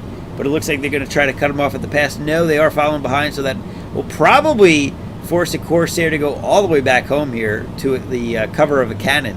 And if he micros it right, he shouldn't lose it. It should be perfectly safe from those Scourge. But he's got to keep moving it, otherwise they will catch up. It's this weird 45-degree angle micro that he has to do. But it looks like he is going to be able to protect it. And he does go for the cover of the cannons. On the other hand, Scourge try to come in and get a free kill on the other Corsair, and they do get one shot. Not huge damage, of course. They do take the shield off the single Corsair. But that Corsair count's getting pretty high. And DTs are out on the field to try to deal with these Zerglings. They are not being scouted. Remember, there is no notification when you get units one shot, and he gets 8 Zerglings with that single DT, which is pretty solid. It's always nice to clear out as many of those units as you can. But it's going to be difficult to penetrate the bases in the back line here, as there is a Spore coming, a Sunken, as well as some Overlords to try to protect against this any future harassment. We do see Muta out on the field, and we also see a 4th base being taken. So again, Zero is in a pretty solid position here. He is able to easily defend against that DT as well. And we should start seeing harassment coming out for those Muta, but he might be waiting for some Scourge play before he goes after that. And it looks like he's putting a Spore at the front of his base as well to help scout out in case Corsairs kamikaze in and take out Overlords. That static defense and static sight vision from the Spore can be huge late game, as Corsair counts around 8 or so with some upgrades will take Overlords down fairly quickly. So Protoss still on 2 bases. This is the point in the game where if he doesn't get a third, he's in trouble. He's trying to gain critical mass here to move out, but the Zerg has pretty good sunken defense going on, and it looks like he is going to attempt to get a third base here. I don't think they get scattered by the Muta, but they will see it on the way out, most likely. Scourge see it, and he is going to take it down before anything is able to go down. He waits for the pylon to finish rather than letting him cancel it, so that's effective. And, well, there is the Archon. The Archon will certainly push back Muta for the time being. Corsairs as well. It's always scary to get one shot, and he's going to protect the cannons there. So it looks like Zero actually is going to have to let that go down. But there are openings now at this point to head to some of the other bases. DT pokes in once again. Unfortunately for him, there is no way to run by without getting basically killed by the Sunken colony. So yeah, rough spot for him to be in. Muta continuing to move in. They are going to see that massive number of Corsairs and Archon and Cannons all coming in, and he's forced to back up as he switches into more of a Hydra build, it looks like. So I think we'll probably just cast these 2 best of 3s, and we'll save the winners and loser matches for the next night, which is... Actually, I'm not going to be casting Friday night or Saturday night. I've got my parents are coming in to visit, so my next cast will be on Tuesday after tonight, next Tuesday, because next day would have been Friday otherwise. They'll be here through Monday, so nothing on Sunday either, unfortunately. Sorry about that. I'll probably announce that on both Twitter and Facebook as well. If you're not following, there's a Facebook page to follow to get updates on when I stream and stuff like that. Hydra beginning to push in on that 3rd base. Often that's a 5th base, but it looks like this time it's going to be a 3rd. And they're going to be able to pick off that Archon. Yes, he is going to go down, and that's going to allow him to continue to push in on the cannons, as well as defend against any zealots. We've also got Corsairs being chased around by Scourge here, and Hydra continuing to take out the cannons over here, although they are going to back off at this point as the cannons are being rebuilt. So C is able to defend this, and no heavy losses taken this game as a result, outside of losing an Archon. But more Hydras are coming in to try to do more harassment while those cannons are still morphing in. He's going to focus down the live cannons, or actually, no, he does pick off one of the warping ones. And this base is going to be compromised. He is going to go down. There are Templar coming out, but they're being picked off by the Muta over here. I'm not sure he'll be able to actually take them off in time. Corsair also doing a lot of damage against the Muta, and they take out a few of them at once, it looked like, and a lot of storms going down, with actually some pretty solid ones there, getting some big clumps of Hydras. But there are still Hydras on that Nexus. They are going to take it out. And this could be the downfall of C. If he can't defend this, this is good as GG. And Zero is back on 4 bases again in this game. And once again, it's free of harassment. He's not lost any drones in this set. Not just this game, which is unfortunate for C. Corsairs are going to continue to harass and take down some Overlords, but Hydras are backing off to try to defend against this. It looks like there are only 5 out on the field. And there are Spores out as well, which will certainly help with taking this out. One Hydra continues to peck away like a freaking woodpecker on that Nexus, and eventually it will go down, while he also starts to posture outside the expansion, the natural base of C. C is trying to get a base in the top right, but it looks like this is going to be sniffed out by the Zerg as well. He may be thinking about going up that back mineral ramp. And yeah, he does start heading up in that direction. And once this gets spotted, there's no way the Protoss will be able to defend this before that pack of units can just pick it off. And that's exactly what Zero does. He heads to the top right. There are reinforcing units on the way, so it looks like he is going to get there in time, but there are plenty of Hydras in the main section of this as well. And he's drawn out a lot of units, so we might see an engagement at the front of the base of C next. Or he's going to wait for Lurkers. All right, then. Never mind. We are going to see Lurker play to make the final push here. And he'll keep some Zealots occupied in the back, it looks like. I'd love to see the supply here. I feel like we're probably about 130 to like 90 Zerg versus Protoss there. And it's really, the disparity is just going to continue to increase. As he is going to push in the top right instead of the main base here, which I think is the right play. A lot of Lurkers here are going to make it difficult for Zealots to get into these Hydras and do much damage. Good storms could preserve the force and that Nexus potentially, but he's got to be on point with these. And with this Lurker spread, it looks like he is going to avoid at least one storm there. That's huge. One clump does get hit pretty good. He has to run directly into these the Zealots, but with the Lurkers behind it, they are going to take out the Zealots fairly quickly. The Lurker line is deep enough, and Hydras continue to push in here. Another storm goes off, picks off a few more Hydras, but another line of them, a full control group, is on their way. And there is only so much storm to go around before he runs out. These backup Hydras are coming in, and they will be able to take out at least the current units here, if not all of the units and the Nexus. It looks like he's going to push in again a little bit further with those Lurkers. He is going to pick off what appears to be, well, at least a Dragoon and potentially an Archon as well. He does get the Archon, and now he's going to be directly onto the Nexus again. And a lot of Dragoons are coming out in the back at this point. Actually, there's a lot more Dragoons than I expected to see. However, Hydras are very effective against Dragoons in lower numbers because their attack speed is so much faster. And with the Lurker support here, it's going to be difficult for the Dragoons to engage. Although with the Archon absorbing a lot of the shots here, he might get a couple of, he might be able to clear this out pretty well. But another control group of Hydra is backing this up, and once again he forces the Protoss back, and he is going to snipe down the Nexus. Oh, that is unfortunate. That is once again the second Nexus to go down for C in this game as well as the last game. And now the Hydras are just going to push in and go for the blood. And they get a follow-up GG coming out of, that's a weird way to say it. We do see another GG coming out of C, which is going to put Zero at a 2-0 advantage. And in this best of 3, that's going to be it. There is no VOD. There is no VOD that is game. Hope you guys enjoyed it. Looks like we'll have a winner's match of Snow versus Zero, a loser's match of Mong versus KH, and a final match, which I will not spoiler you on. Coming up next. See you there. Alright, so I was debating doing the winner's match, the loser's match, and the final match, but because I'm not going to be here for the rest of the week until Tuesday, we're going to do these games too. I can't help it. So let's get into it. You'll also notice I changed the color because hopefully it doesn't burn your eyes too much, but I couldn't see it before, so I just wanted to change it up. Alright, here we go. Who are we watching? Is that Mong? Let me see. I didn't even look. I should probably look at this. Oh, it's the winner's match. Okay, so it's Zero versus Snow, right? Because that's what we just watched. Yeah. I don't need to check that. Pretty clear. Oh, it says his name right there. It's Snow.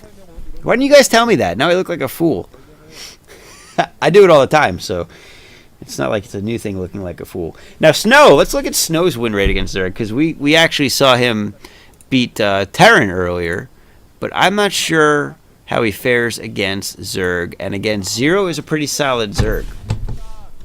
So bringing him up here, we've got a 41% win rate against Zerg. So that's going to be a rough spot. He's definitely going to be going in an uphill battle here for sure if he's going to try to pull out a victory.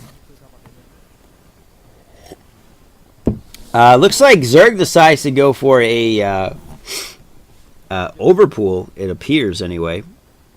No, actually, was that an overpool? I think it was an overpool based on how far out the Overlord was. I wasn't really paying attention. Versus going a 12 hatch. So he's going to go for the safer route, which is smart. It's a best of one. This is not a best of three. So you don't want to take any unnecessary risks if you don't have to. Oh, he gets to cancel. What's cool about Brood War is you can actually see the Zerg set in place, the drone, so you know when you get a cancel. Whereas StarCraft 2, you actually don't know because the Zerg just instantly morphs in.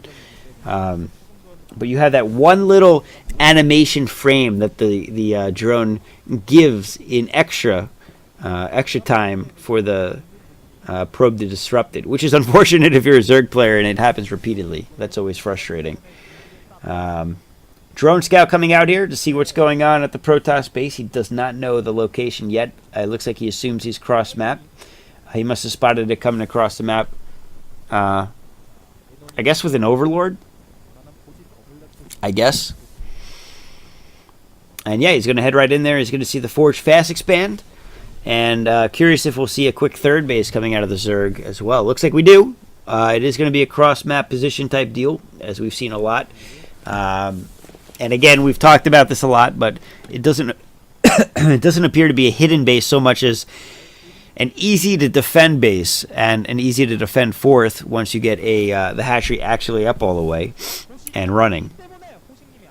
We do see again continued standard build here for the Protoss. He does get his cybernetics core going, so we can start moving into the tech tree with a Stargate and perhaps some other fun stuff like DTs, which is very popular, and Lair on the way. So the Lair will not indicative of anything while the probe's still in there. But I'm thinking Muta. We saw Hydra a few times now, but honestly, with the way you defend that base in the bottom left, I feel like Muta is going to be more effective early on and more likely on this map. It allows you to bounce back and forth a bit easier. I mean, well, I don't know. You could go either way. Hydras are fairly effective. There's no reason you couldn't go Hydra. So we'll see. We'll see. I'll just stop talking out of my ass here. No news from the Protoss. Looks like he is just continuing to macro up. He does have a Zealot out on the field to try to deal with any scouting lings potentially, or to scout out that third base and to put pressure on to at least first force the Zerg to expend some amount of resources. And it is going to be a Spire, and Protoss is going to scout that. So that's pretty big for the Protoss to see right away. That's helpful. But it doesn't mean Muta either. Even with the Spire being out, it does not mean Muta necessarily. So the Zealot is going to be on top of that base. He is going after that egg for whatever reason rather than the hatchery. Looks like drones are going to pop out. And he's getting in position to try to do as best harassment as he can without a super surround. But no, unfortunately for him, he gets out of position, and all 4 Lings are able to take him out pretty quickly. So, again, Snow finding himself in a similar position of all the other PVZs we've seen, where Protoss goes down a base really early and struggles to take out that 3rd base. But he's aware of it, and he can do something about it. We just don't know if he will. 4th base, or 4th hatchery going down, I should say, for the Zerg here to try to set up some good sunken D. We'll see the hatchery, Evo chamber, hatchery number 2, and a sunken or 2 behind it, which makes it very difficult to push into as a Protoss without a lot of Dragoons, honestly.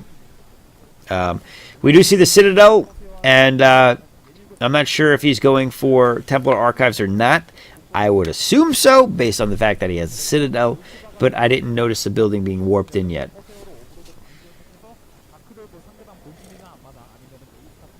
Zerg does get his 5th hatchery up, and he's going to set up. He's going to get his 6th base, actually, 6th hatchery and 4th base now.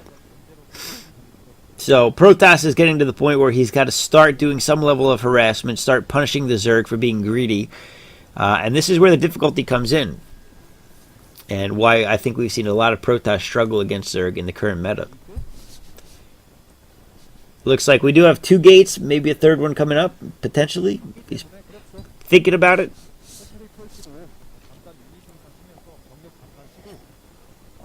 And it looks like we're going to see a bit of a lull in the gameplay here as these guys move into the mid-game. I got to take this off. It's getting warm down here, actually. Oddly enough. It's usually not that warm down here.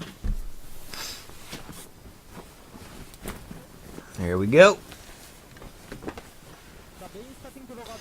So, reminder to those of you who are following me, our next giveaway while we wait for the action to start back up is this incredible mouse pad of epic proportions and thickness. It's like a 1/4 inch thick for some reason, or 3/8 of an inch thick. And this is a nostalgia pad of MSL and OSL winners among other, major Bonjois and things like that. So you got guys like Boxer, Savior, a little controversial now, Nada, Naura, and a few other big names, Bisu, Jadong, July Zerg back when he was a dominant force, of course. Is that Reach? I think that's Reach.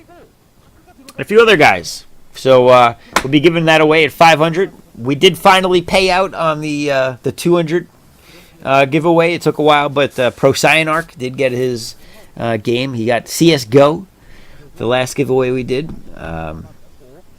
So hopefully he's enjoying that game. And then I've got another giveaway for after this. We're going to do the StarCraft Bible, which is a game, or not a game, a book that is a semi-enjoyable read. That gives you a history of StarCraft Brood War from the perspective of foreigners, really, but with a lot of detailed insight from people that were actually in Korea and were a part of building the seed. And then at 1,000 giveaways, I'll probably give away this, StarCraft 64, the worst game ever made, but a lot of fun to have. And let's get back to the game. The action is happening. We've got Corsairs taking out Overlords, and we've got Archon and some Zealots trying to push in, but they will struggle with that sunken defense. He is not going to be able to push in, but he will be able to gain enough map pressure to get a 3rd base, which actually keeps him in this game, and that's something that we've seen most Protoss struggle with. However, he's got to do more than just put basic pressure on. He's got to do some level of economic damage here, and it looks like he's going to attempt to do that now with DT joining the fray. However, there may be more Overlords and potentially a Spore. It looks like he's going, yeah, there is a Spore and more Overlords, so this is not going to work out for him as he had hoped. And he's forced back here. And with Muta out on the field, they may be able to take out this 3 o'clock location as well. But no, there are Corsair there. So they should be able to protect against this incoming Muta harassment without too much of an issue for the short term anyway, as he's got a pretty decent number of Corsair actually, and he did get a pretty decent number of Overlord kills, which is worth mentioning. Corsairs head all the way back home, though, for some reason, just in case Muta decide to head over there. He does not know where they're at, apparently. And they are going to head directly into the 3 o'clock base, and I'm not sure those cannons are done yet. They are not, and or one is, I guess. And a couple of them are going to get picked off here, but not before the Corsair come in and take out a Scourge, but nothing in the pack of Muta, maybe just some extra damage there. A ton of Scourge out, though, now. And Zero is dedicating quite a few gas resources to deal with this, but most of them get taken out by Archons and Corsair before they're able to do anything. But wow, that is a ton. Actually, never mind. That is a ton of, just a ton of Scourge out on the field. And oh no! Snow is stuck! He has to back off, and the Scourge pushed the Corsair back, at least for the time being. And Muta are able to jump right on top of these probes here and take out at least a cannon and a few other things. And right back onto the probe line. There's a fairly sizable number of Muta in the base. And they're going to wreak havoc. And instead, Snow is pushing out. But what is he going to do? There are too many sunk in there. There are now... Oh! Corsair getting almost caught by the Scourge. But he's not going to break that sunken D, not with that force. So Muta continue to just dominate the map here. And a lot of Scourge connect, taking out 2, if not 3 Corsair. And now the Muta go back to the 3 o'clock base. And he's got plenty of Muta to take this out with some help of the Zerglings as well. This is not going to be a problem at all. Scourge head in and take out another 2 Corsair. And now these Corsairs are becoming ineffective even against the Muta pack. Especially if he makes some more. There is a ferrying of troops into the main base. Oh! Alright, so we actually have some clever play here coming from Snow. He is not out of the game yet. He is starting to struggle to defend here. It looks like that shuttle is going to suck up a couple of Scourge hit. And here we go! We've got some units inside the main base at this point for Snow against Zero. And Zero is forced back here with his Muta to deal with this. But the Archon's going to be annoying to try to deal with, especially as they clump up. He gets one shot. It looks like they've got +1 Carapace, by the way, to try to defend against this. But the Archon's got +2 attack. But with Hydra out on the field, he's going to be microed down without much of an issue. And that is unfortunate. Very unfortunate for Snow. He's going to get the Spire. That's pretty good. That's going to prevent the Zerg from dealing with the Corsairs very easily, but it looks like he did pop out a few Scourge in time. And the Hydra count's getting big. So, despite what we see here, Snow is still in a lot of trouble. Despite the fact that he did some damage and took out a building and had some economic harassment, Muta out on the field, Scourge out on the field, and a lot of Hydra is going to allow Zero to keep the pressure on and really keep the damage potential pocketed for Snow. He does get another Archon in there, and he looks like he might get a single drone kill. I'm not sure he actually got that. And now he's going after the lair, so this could be pretty big if he's able to snipe this down. But Hydra running back, and it looks like he might get one. No, he's going after... He can't make up his mind. He is non-committal. So yeah, that's going to be picked off again, and limited value is had out of that attack. I mean, really, just to pull off a drones, and on 4 bases, I'm not sure he cares that much. But he has been mining from 3 bases for a while, so Protoss is not in a terrible spot. He just needs time to build up the army, honestly, is what it comes down to. And he's going up to 7-8 gateways at this point. The Templar Archive, of course, has been out for a while, so we are starting to see Templar out on the field, not just Dark Templar. And with some good storms, he's still in this. He is definitely still in this. Unfortunately, it doesn't look like we're going to see any Dark Archons this game, which would be awesome. As we've seen in a couple of other games of past.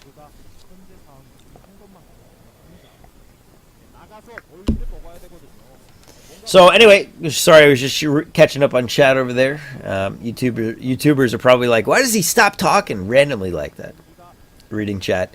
Gateway count is going up to 10. He is able to support it with that number of units he's got. It looks like he's considering taking the 12 o'clock location as well. This will put him even in bases. Zerg is moving up to 8 hatcheries himself, if not even a couple more. And Protoss is starting to get a critical mass army here, where if the Zerg let it build up too much more, he is going to be in trouble to a push, especially as that Dragoon count increases, which will allow him to deal with Sunkens fairly easily. Spire number 2 is going down as a replacement to the first one. Shuttle is heading over to the bottom left, but it looks like it is going to be picked off before it can do any damage. Zero lets him know that he sees him. Cargo will get dropped here. It looks like it's going to be a DT, and maybe a second one even. He gets a single drone kill before he goes down. But that allows the shuttle to try to get out there, but not before a couple of Scourge track it down and take it out. Unfortunately for him, speed shuttles are definitely needed in this match with the amount of Scourge we're seeing out in the field. And fourth base is being secured. So again, Zerg is going to start falling behind here. He's only just now getting a second Evo chamber and a Queen's Nest so he can go into a Hive Tech, which will allow him to go to obviously Ultras, Guardians, whatever it is he wants to go. Still a decent number of Corsair out on the field. Looks like he hasn't buffed that number up too much, and he does attack a couple of pot shots on the mutas that are hanging outside of his base.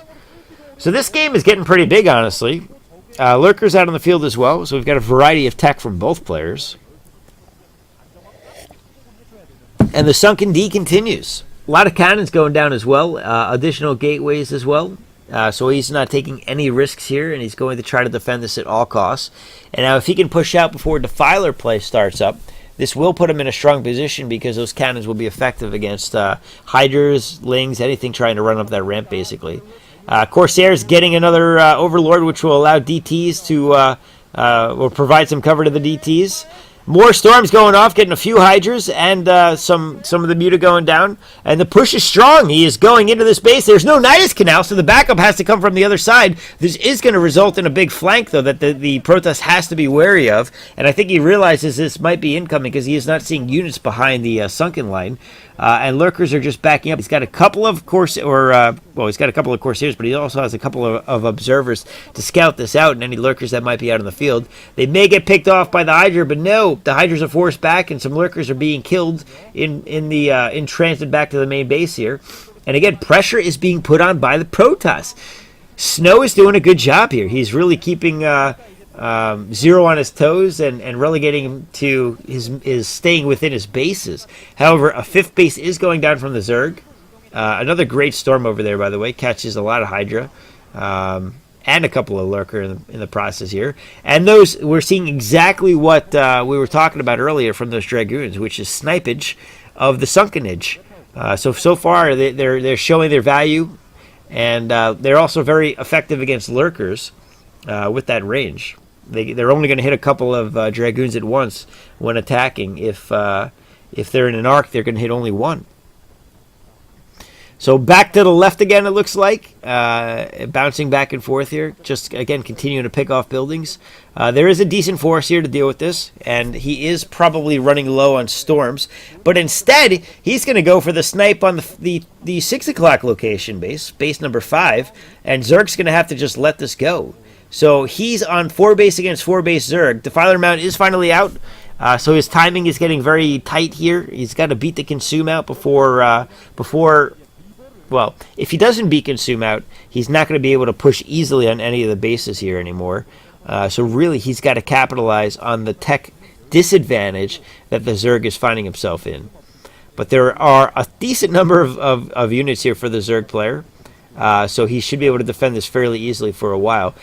Beautiful storm there, gets a lot of Hydra and allows the units to push in a bit as well for the Protoss player. Clears out a lot of the Lurkers as well. It looks like he almost loses a Templar here. No flankage coming in at this point. And we've got an Archon. Base number 5 and 6 going back up again, this time at the 6 o'clock location and at the 8:30 location for the Zerg. And base number 5 is being prepared for the Protoss. So things are heating up. Looks like the Dragoons are finally able to go straight on top of the buildings here, but they're forced to back up as soon as the Lurkers pop. And very awkward position for both players to be in, it feels like. But I feel like Snow is going to start falling behind here as Zerg gets these 5th and 6th bases up.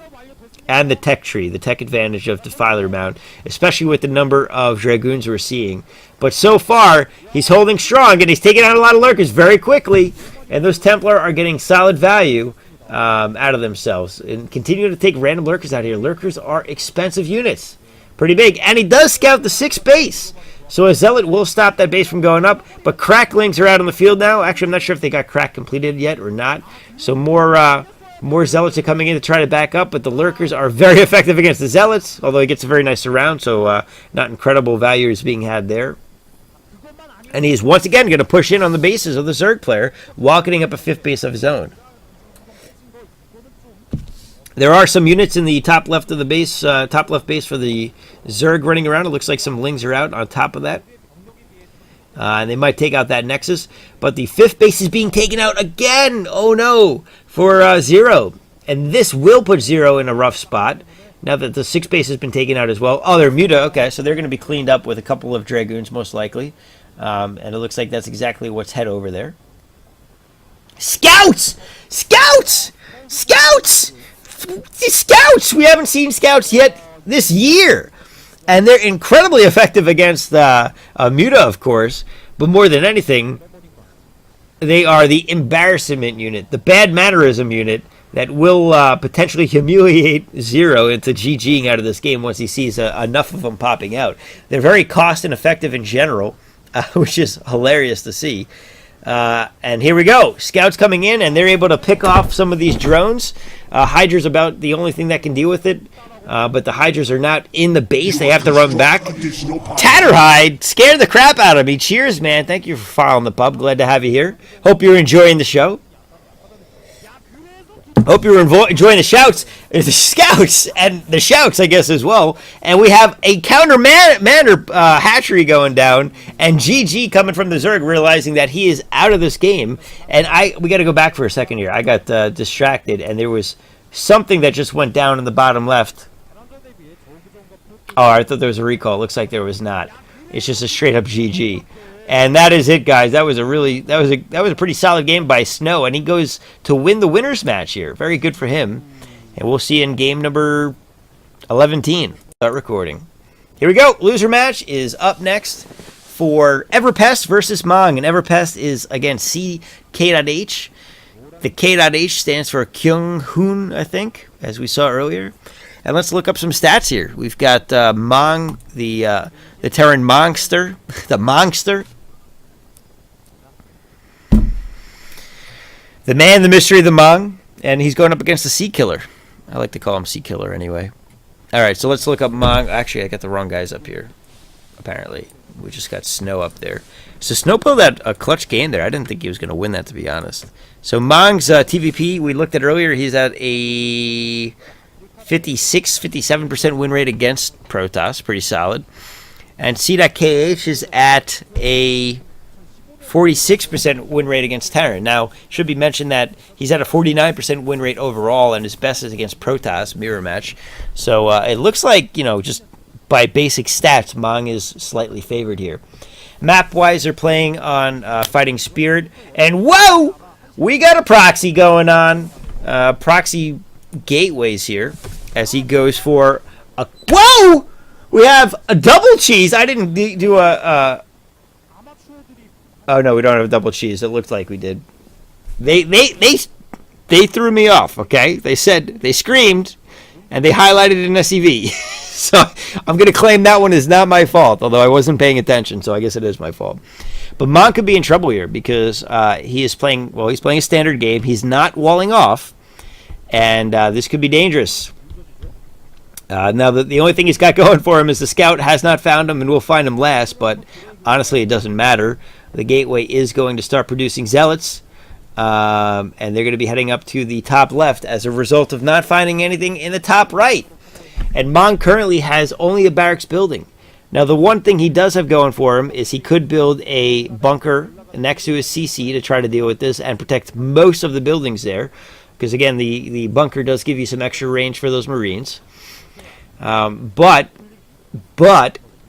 it's going to be difficult to manage his SEVs against some tough zealots coming in as the number increases beyond 1.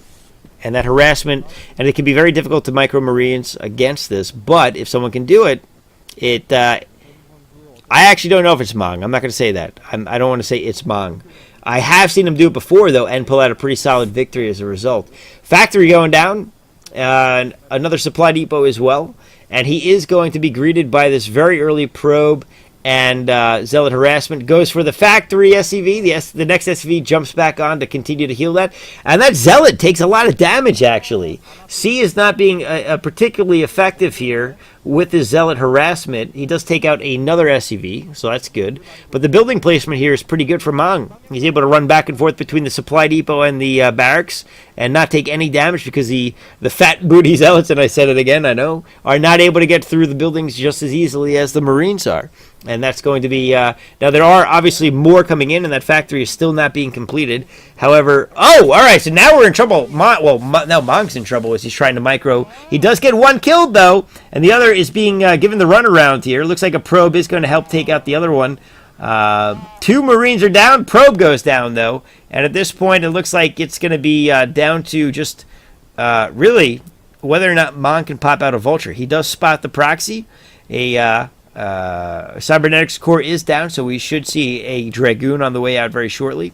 And he's going to wait for that before he re-engages here. But this is giving Mong the time that he needs. He's going to see, first off, he's going to see that Dragoon coming out. But it's going to give Mong the time he needs to prepare for this. Second gateway being built inside the base of C. So he's trying to protect against this. Vulture is going to go for the run-by, and that's going to force the Dragoon all the way back to the base. Now, the Dragoon is just about, it's very slightly slower, but just about slower. And probes are coming to block the ramp. A couple of probes will be able to do so, but they will be taken out in a couple of shots. And one more Zealot heads up to try to deal with these Marines, and he does get a couple of kills before he's taken out, or both of them are taken out. And it looks like the Vulture gets 3 kills on probes, 4 kills, and he's probably going to be cleared out after that. It looks like, yeah, he is. Maybe a slightly missed micro there, but not much you can do. And Mong's in a pretty good shape here. He's got a starport coming out. Wow, he's going for the starport build. So race will be effective if he decides to go that early on. And a tank's out as well. So tank Marine SCV push coming out. Very strong timing here. If he, I would actually imagine, I'm surprised he's not taking a couple of more SCVs with him to push out here. Or no, he's opting to secure an expansion and try to get more ahead. So that's not a bad play either. But he should know that there are a lot of units heading his way with the double gateway play. And a solid aggression from the start from C. And continued aggression most likely as he moves out. And a single tank will get sniped by 4 Dragoons pretty quickly. If he's not careful. And C doing a good job. He's microing. There we go! Here's the snipe. He goes in for the tank. And it looks like he is going to get it at the expense of 1, maybe 2 Dragoons. Maybe, 3. All 3 go down. 4 is not going to go down. And now Mong is once again in a little bit of a rough spot here. Trying to be overly aggressive without fully committing here. Honestly, I think if he had brought SCVs out, he might have been more successful. Another Vulture is dropping Spider Mines, though, so he can continue his harassment. And brilliant play going under the tree, which gives you a mispercent chance for the opposing force. A good Spider Mine placement on the... whoa, looks like one went off on a Dragoon. Looks like, no, actually a Zealot ends up coming out, so very nicely done there. And, oh, big damage done by random Spider Mine placement. And Mong is feeling confident. He is going for the expansion, despite the fact that there are Dragoons coming down his throat. But with the Vultures and the Spider Mines, they're able to take all this out, and that Dragoon's going to be taken out as well, just from the Spider Mine fire, I think. But no, he is going to run in and take out all 3 mines. That was kind of unfortunate play for Mong. Who will continue to defend this. More Dragoons continue to try to put the pressure on, and at this point, Mong is starting to get the value here of just small wins over and over and over with those mines. And he's heading in. He's going to get a few more kills. He also has a dropship coming out here as well for some potential additional harassment. Slightly poor miss micro there, but I'm not sure he cares with this drop coming in. I'm not sure if he put a tank there or not. Another, very nice Spider Mine micro coming here. And it looks like it is going to be 3 Vultures directly on top of the mineral line as he goes up against a couple of Dragoons in the base of his, but not taking any economic damage as a result of the Dragoons. Dropship does come back, and more cleanup work being done by C. And Mong is probably going to have to cancel that. He's got to get another. Tank out, I would think. But in the meantime, he's just got more Vultures popping out Spider Mines, which will make it difficult for Protoss to move up the ramp. But Oh, miss micro! He does lose another Dragoon here, and here comes the tank. I don't know if he's got siege yet.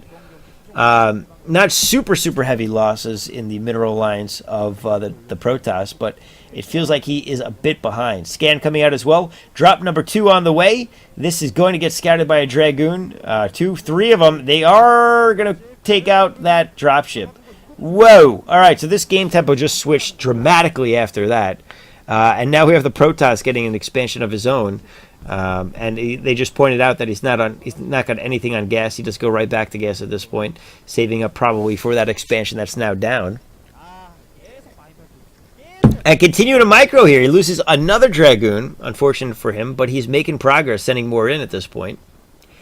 And another Dragoon is going to be able to deal with this Vulture trying to go for a run by. And with Dragoon range, these Vultures, these single Vulture plays become a lot less effective over time. He gets another kill on it, maybe 2. And this time, Dragoons just run up the base trying to take out the tanks. They are going up against Spider Mines as well. We have a dropship to try to help with the micro here. He's going to focus down the dropship, but at the expense of... Oh, he does not! He's going to lose probably all of these Dragoons. He doesn't get the snipe on the second tank here. He does get it. But he loses a lot of units in the process. But Mong still doesn't have that expansion. It is built, but it's not mining. I am really at a... I'm struggling to determine who is ahead here, and I'm going back to Mong after that last exchange. I feel like there was a slightly wasteful and overambitious attack by the Protoss, miscounting what Mong might have in his base, and that Nexus is not complete or running. So, yeah, I'm going to put Mong back in the driver's seat here, as he continues to miss micro those units, and he GG's. Wow, so Mong does take the game after all in the losers match, which will put him in the final match against Zero. So GG there, and let's get into the last match, guys. Alrighty, back to 41 Live TV. Switching right away to Mong versus Zero. This is the final matches. Just to catch people up real quick as this game gets started. We watched Mong versus... This is a round of 16 Group C. This is the 41 TV Star League.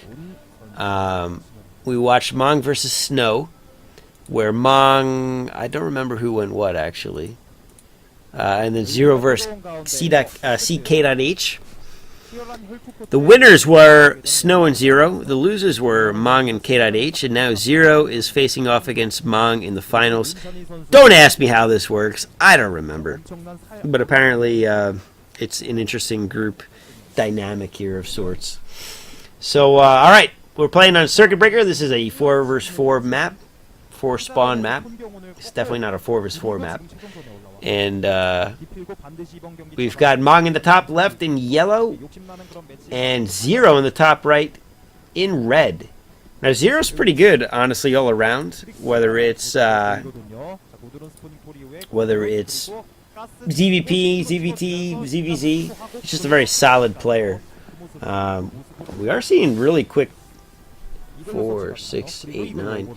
That's a really quick spawning pool. That's like a 7 pool. I think I missed that. I'm not going to back up just in case, but I'm pretty sure I missed that, and it was a 7-ish pool. We might be seeing cheese here, guys.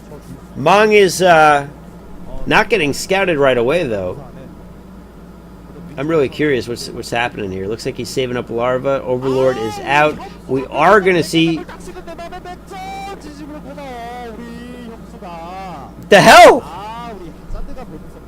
That's not weird at all. Covering the game in the middle of the show, Anime Superman. And 6 lings are on the way. Hey, Dark Rub, you just missed the KSL matches. We just finished off the second semis right there. What's going on, Jan Jason? Good to see you. Hope you're having a good night. And here come the lings. We do have an expansion coming out as well, so this is kind of interesting. But there is no units for defense at the base of Mong. So these 6 lings could actually do some decent damage here if Mong is unaware of their presence. And it looks like he's not going to see them coming in. The first Marine is out, but a second one is not being made. A second one is being made at this point. Drone is trying to draw that single Marine away. And Zero might be able to do some damage here. Looks like that second Marine should be about ready to pop at any second. But he's going to get right on top of that SEV trying to build a factory over there. That's going to delay things a bit. Second Marine gets caught out. He gets surrounded and taken out very quickly. Now it's SCVs on the line trying to defend against that Ling harass with the single Marine running around. And this is looking really bad as more Lings are streaming in at this point. Mong's got nothing, and he GG's. He says, screw it, I got no chance, and we have a 3-minute game here. That is incredible. All right, so we'll stop here and see in game number 2. Intensity. Alrighty, game number 2. That was a quick one for game number 1. And this time we're watching a game on Destination. Whoa! Whoa! 4-pool? We have a 4-pool coming from Zero. And it was a late decision. But we have a super early scout coming from Mong. Going for a proxy. If not an early scout here. Who wins in a 4-pool versus a proxy? I actually don't know. Oh no. Oh no, the Overlord's gonna see that.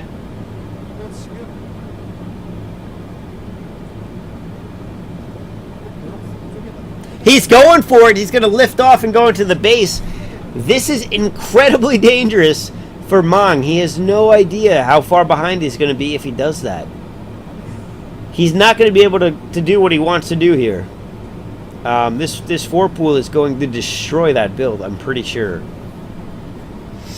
And it looks like we've got another quick one coming in here. What is this cheese? Incredible. Spawning pools are just about done. Barracks is only 2/3 of the way done. And 6 Lings on the way! Yeah, there's no way that this build can beat the build of the Zerg player. There's just no way. Mong is going down 0-2. I don't even know if this is I think it's a best of 3, not a best of 5. You know what's funny? I didn't cast these games last Friday or Thursday, whatever it was, or Wednesday. Because I'm like, oh, I'm so tired. I don't have enough time. What if these games are like 20 minutes long each? And look at it. The first one's 3 minutes, and the second one might beat it in terms of length. This is absurd. Lings are on their way across the map. Mong is going to see this. He realizes that he is effed in the A. And here comes... There are only 3 mining drones, by the way. This is awesome. Here comes a couple more Lings to try to join this fight. It is a long run across Destination, by the way. That's like the only thing Mong's got going for him, is he can hopefully pump out some more SCVs. And that's the only thing he's got going for him. He does have a single Marine inside the base of the Zerg player. There are some Lings close enough to deal with this. And he can lift off, actually. Maybe this game isn't over. Pretty solid defense so far. Looks like, no, he's losing his first couple of SCVs. He's able to take out... No, he loses everything! They're all going down! This is not going to pan out whatsoever. There are 3 Marines inside the base. And he's going to try to take out what he can here. He gets a single Marine, or a single drone. And he's throwing down a... oh my goodness. He could win this. If he takes out... If he were to take out the hatchery, the creep disappears. And if he doesn't have enough banked...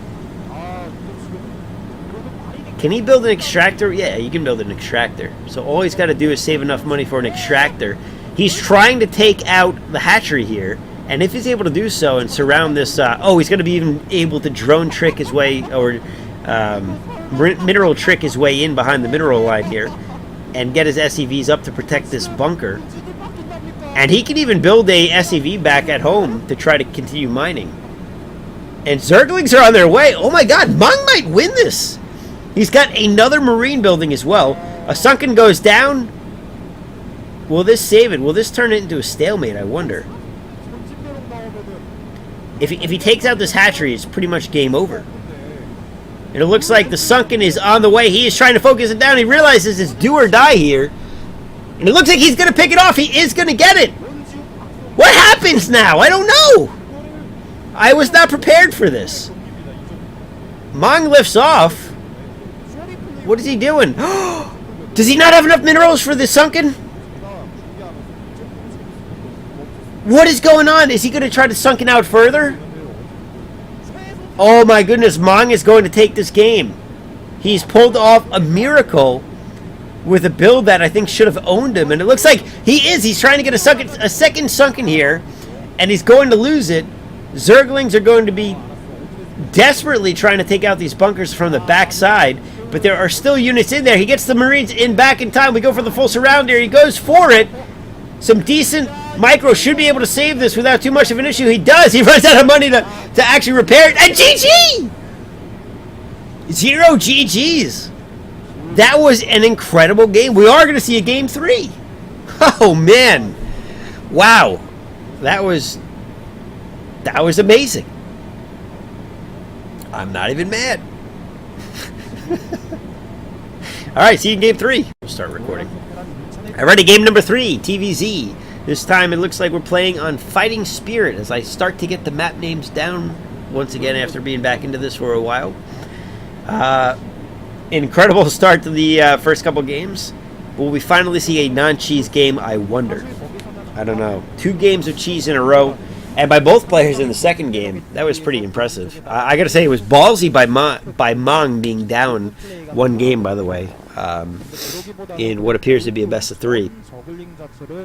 So as things start up here, I am back to streaming on a regular basis. I had some family visiting this weekend, so I couldn't stream Friday to Monday, basically. Although I did stream Monday night, but only briefly. If you like to stream and you want to catch more Brood War, I stream typically Tuesday, Wednesday, Friday, Saturday, and sometimes Sunday. But usually not Brood War on Sunday, because I'm usually Brood War'd out.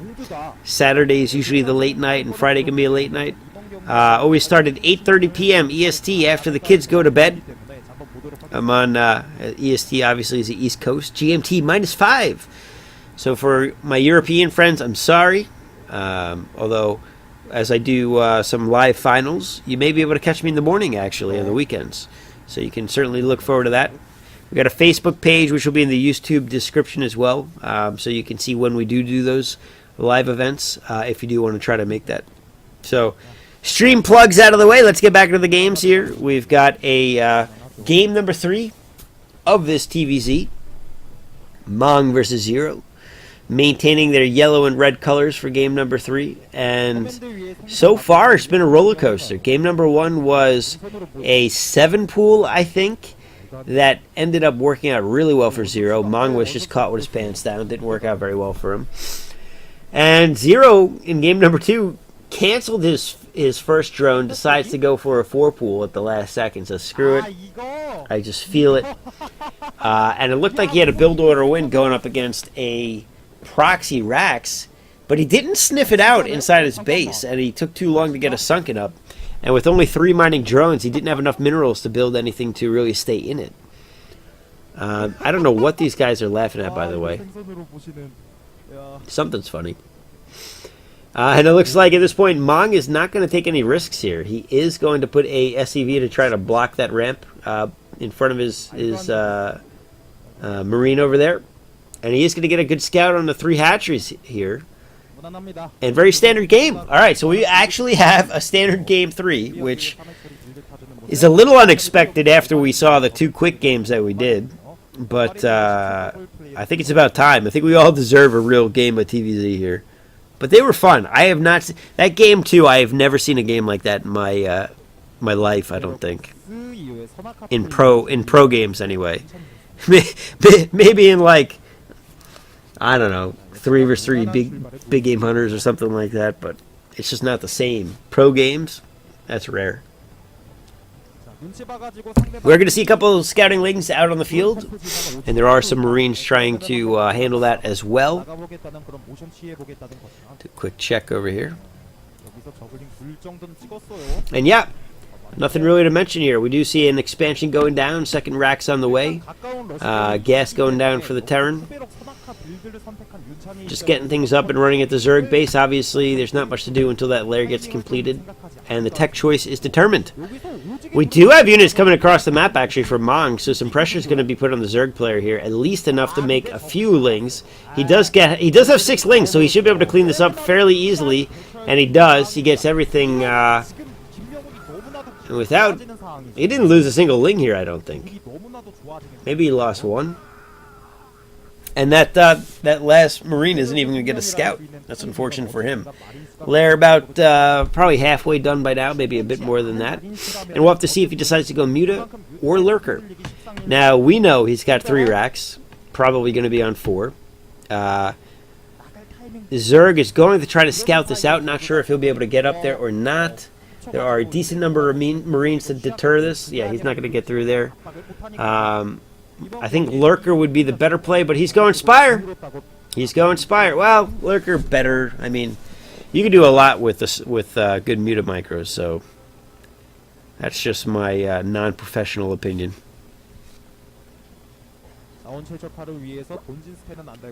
No problem, Yan Jason. I keep wanting to call you Yanja. Yanja-son. That's probably not your name, though, is it? Who the hell stands up in the morning voluntarily? What are we talking about? Oh, you mean gets up. I remember, you're German. That's alright.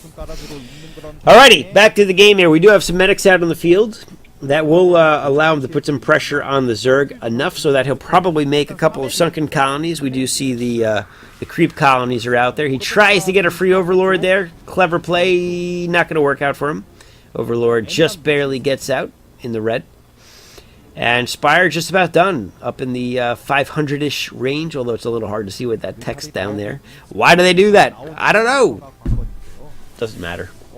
eBay's done. Just in time. Very good timing there to put some turrets up. Very solid. And Marines pushing out across the map to once again force the sunken line to be completed, which, as always, is an investment in resources that he wants to force the Zerg to make. No third base at the moment quite yet for the Zerg. We don't see any drones traversing the map anywhere yet. Looks like he's just going to stick to 2 bases. And that may be all he needs. So, I mean, really, if you can have solid Muta Micro here, it saving the game just in case, I guess. I forgot, saving the game, I can't remember if that actually helps with the lag, if it, like, syncs things up, too.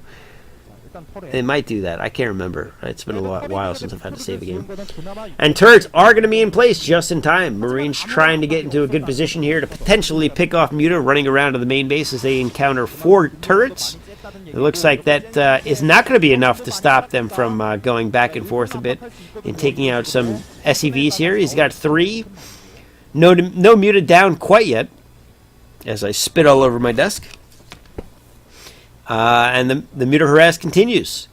In the meantime, he is going to push out with this Marine force. This will relieve some pressure from his mineral line potentially, but it looks like that's not the case. As he nice scan there. He actually sees that there's a drone on the way to make a third, and that is going to force the Muta back. He's going to run right into the pack, and he loses 1, almost 2. Muta there. I think Mong even stimmed those in time. Bunker out front to deal with anything trying to force his way down his natural choke. And that third base does go down, and he does try to start establishing a stronger economy here. We might have a sandwich going on with Muta meat in the middle, and only a couple of Marines taken out there, and all of the Lings taken out. That's going to force the Muta back once again. And now that's a very hefty force of Marines that will certainly be able to take out the front sunken line at the very least. Although if Lurkers start being morphed now, which they are, he should be able to defend this by the time the Marines are able to push through. And with Ling Muta, he'll be able to clean this up, I think, just with the units he's got here. But he loses a lot of Muta in the... No, he only loses a couple, actually. This is going to force him back. He's going to be able to save this, it looks like.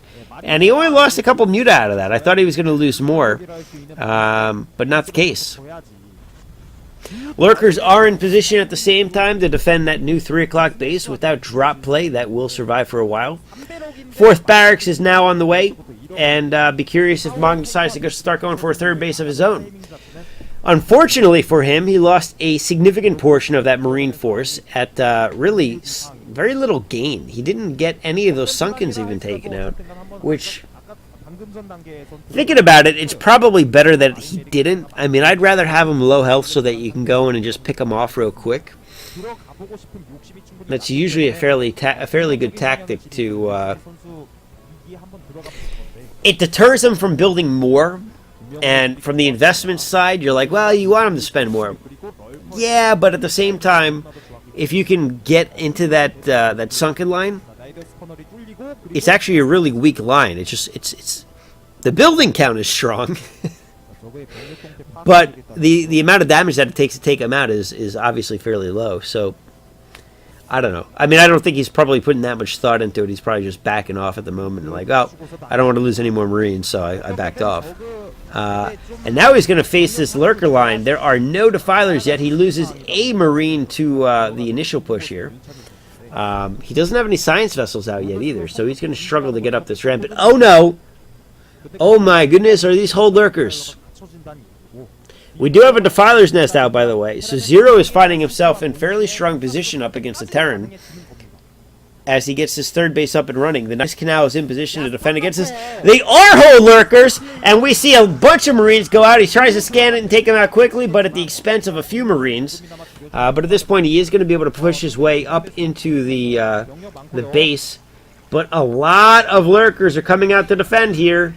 It looks like the first set of them come out, and the Marines are in position to, or the tanks are in position to stay away from the range of the lurkers. No scan yet, though. Where's the scan? He's got to scan this. If he doesn't, he's gonna lose to a big push right here, and this is gonna get cleaned up. Mong is gonna lose all of these forces, I think, right here, especially with the Mutaplay coming out, and he loses a couple of Muta in this attack. But with this lurker pressure, he cleans the rest of this up. You can't really see because of the tile. But Mong is I think that's a poor decision to try to reinforce that point. I mean, the Nidus there makes that top base as strong as the natural and main base.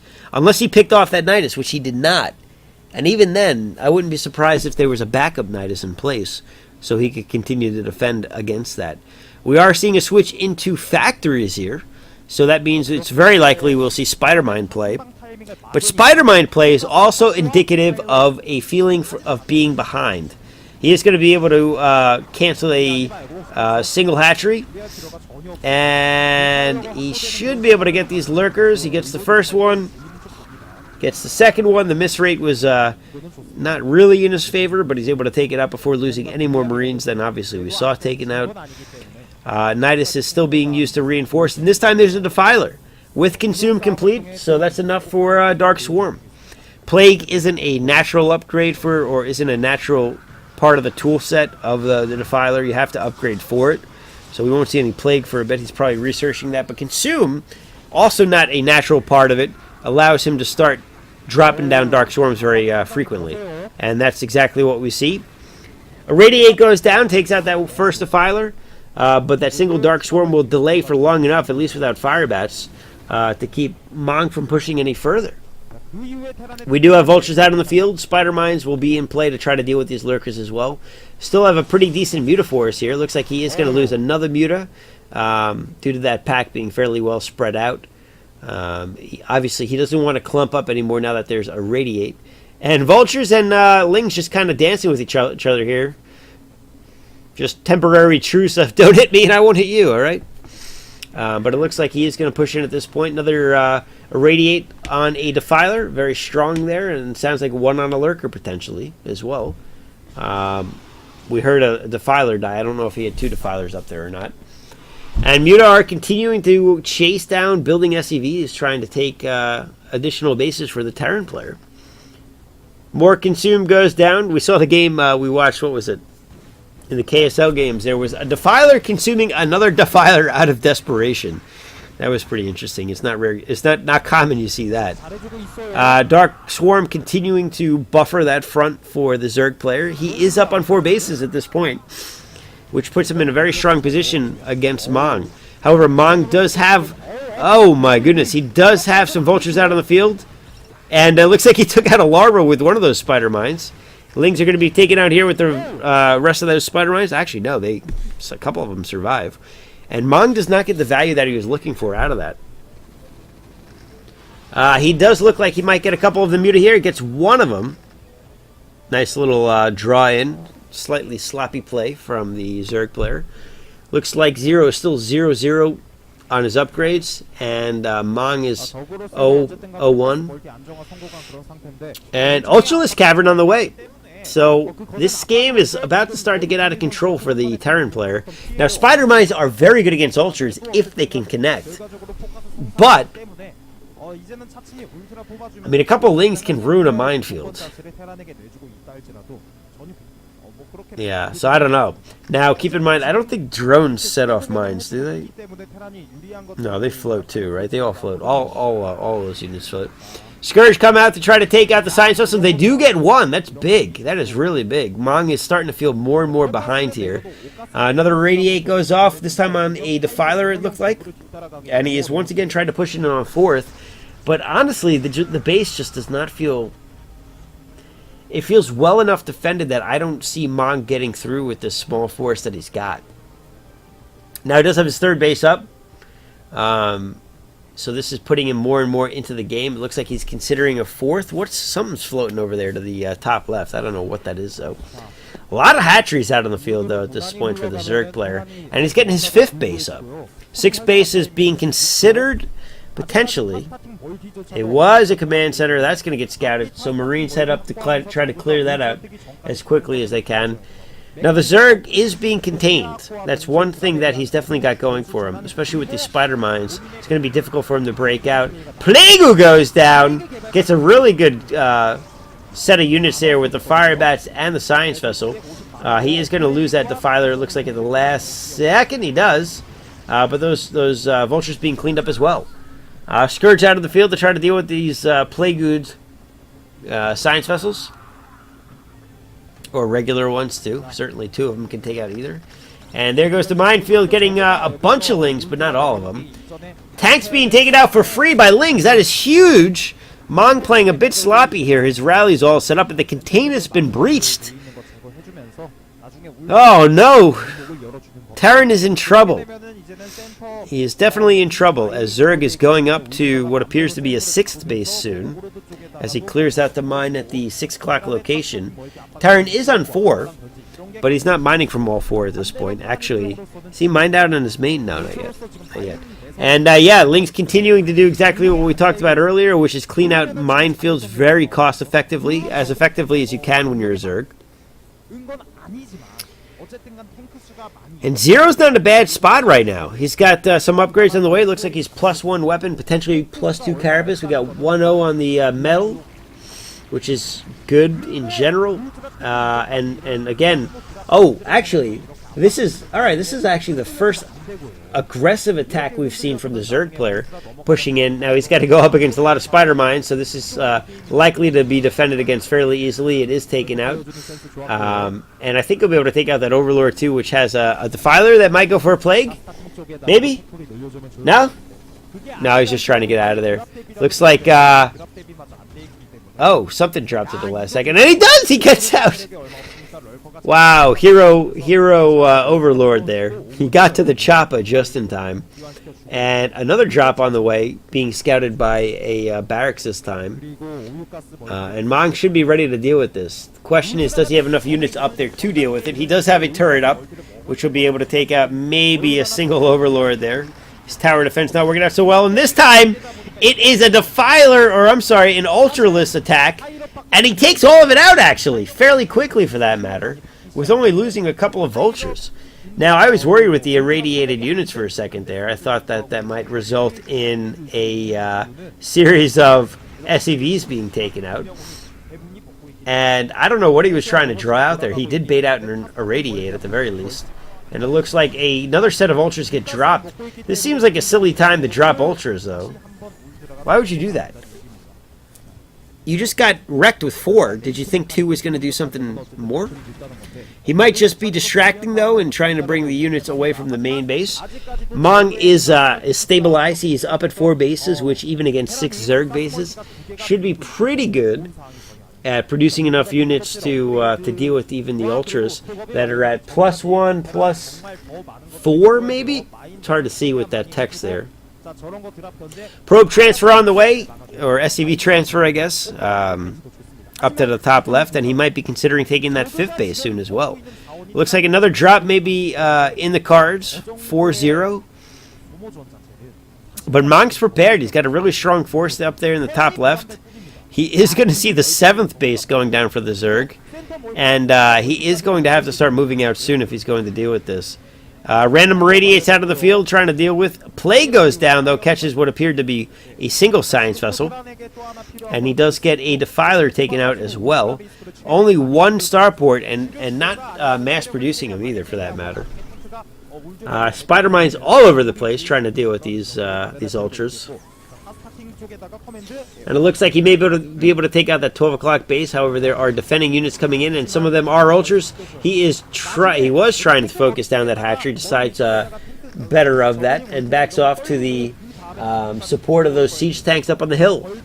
And those tanks doing a lot of free damage to Ultras. We've got a big drop potentially coming in here. They are, of course, Overlords can see the spider mines, so that's worth noting. And this time they're going for the 9 o'clock location. They are not going to go after that top left again, which is very heavily defended. But the 9 o'clock looks weak, and he goes for it. He smells weakness. He smells blood. And down go Ultras on top of mines, and it looks like 2 of them get taken out, 1 or 2. This time irradiates out on the field as well. Looks like a couple of units are going to be dropped. They are Ultras, which will absorb some more mines. And a big drop going inside the main base with Ultras, Lings, and Defilers right on the supply depot line, which is dangerous. Cracklings will be able to take this out very quickly. Defilers do drop Dark Swarm on the tanks. And goddammit, Leroy has joined the pub. Thanks for following, man. Action is being had here, though, with Ultras on top of the tanks. Mong is in trouble. He's got his main base being attacked with Defilers, Dark Swarm, and Ultras all at the same time. And we appear to be... Well, it looks like he's going to be able to defend this. He's got a pretty strong tank line in the back, and Dark Swarm or not, all the splash damage is going to hit. And it looks like he's got +2 upgrades. Ooh, good plague right there. +2 upgrades on those Lings are going to allow him to take out the rest of those supply depots very quickly if he doesn't clean that up soon. And it looks like Mong has let too many of them go down. He is still not cleaning them up. Finally heads over there with some vultures. But not before losing like 10 supply depots. So he's going to be in super quick supply depot rebuild mode. And that's exactly what we see him doing up in the top left. And he does clean it up, finally. But it felt like fairly heavy losses were incurred. He may get a couple of free Overlords here as well, but on 7 bases, Zerg don't care. He's just going to keep Zerging, because that's what Zerg do. And that base was breached, so the 9 o'clock is not mining at all at this point. He's forced to lift off as Lings and Lurkers were able to support from the backside. And now this time he is pushing in on the top left base, again with a drop here, but there are a lot of Goliaths to try to take out these as quick as he can, and he is dropping right on top of those tanks, clears out the majority of them. I don't know if Mong can clean this up at this point. He loses all of his tanks, and now the turrets are going down. Lings are on the base in the top left, and I think Mong is out of this game. He's not able to keep up with the production of the Zerg player at this point anymore. He's probably supply blocked as well. And it looks like Ultras are going to clean up this turret line that he had, which will open the door for more drops potentially. Tanks trying to come in and deal with the rest of these units, but with the reinforcing Lings and Ultras, this is going to be cleaned up. And GG for Mong, bringing 0 2-1 against Mong, and brings 0 to victory in game number 3. So very nice series there. Looks like that is going to wrap things up for Mong vs. 0 and that Group C, giving 0 the ultimate win of the series. Don't know why this guy is... And we're going to stop the recording there. So see you guys in the next series. GG!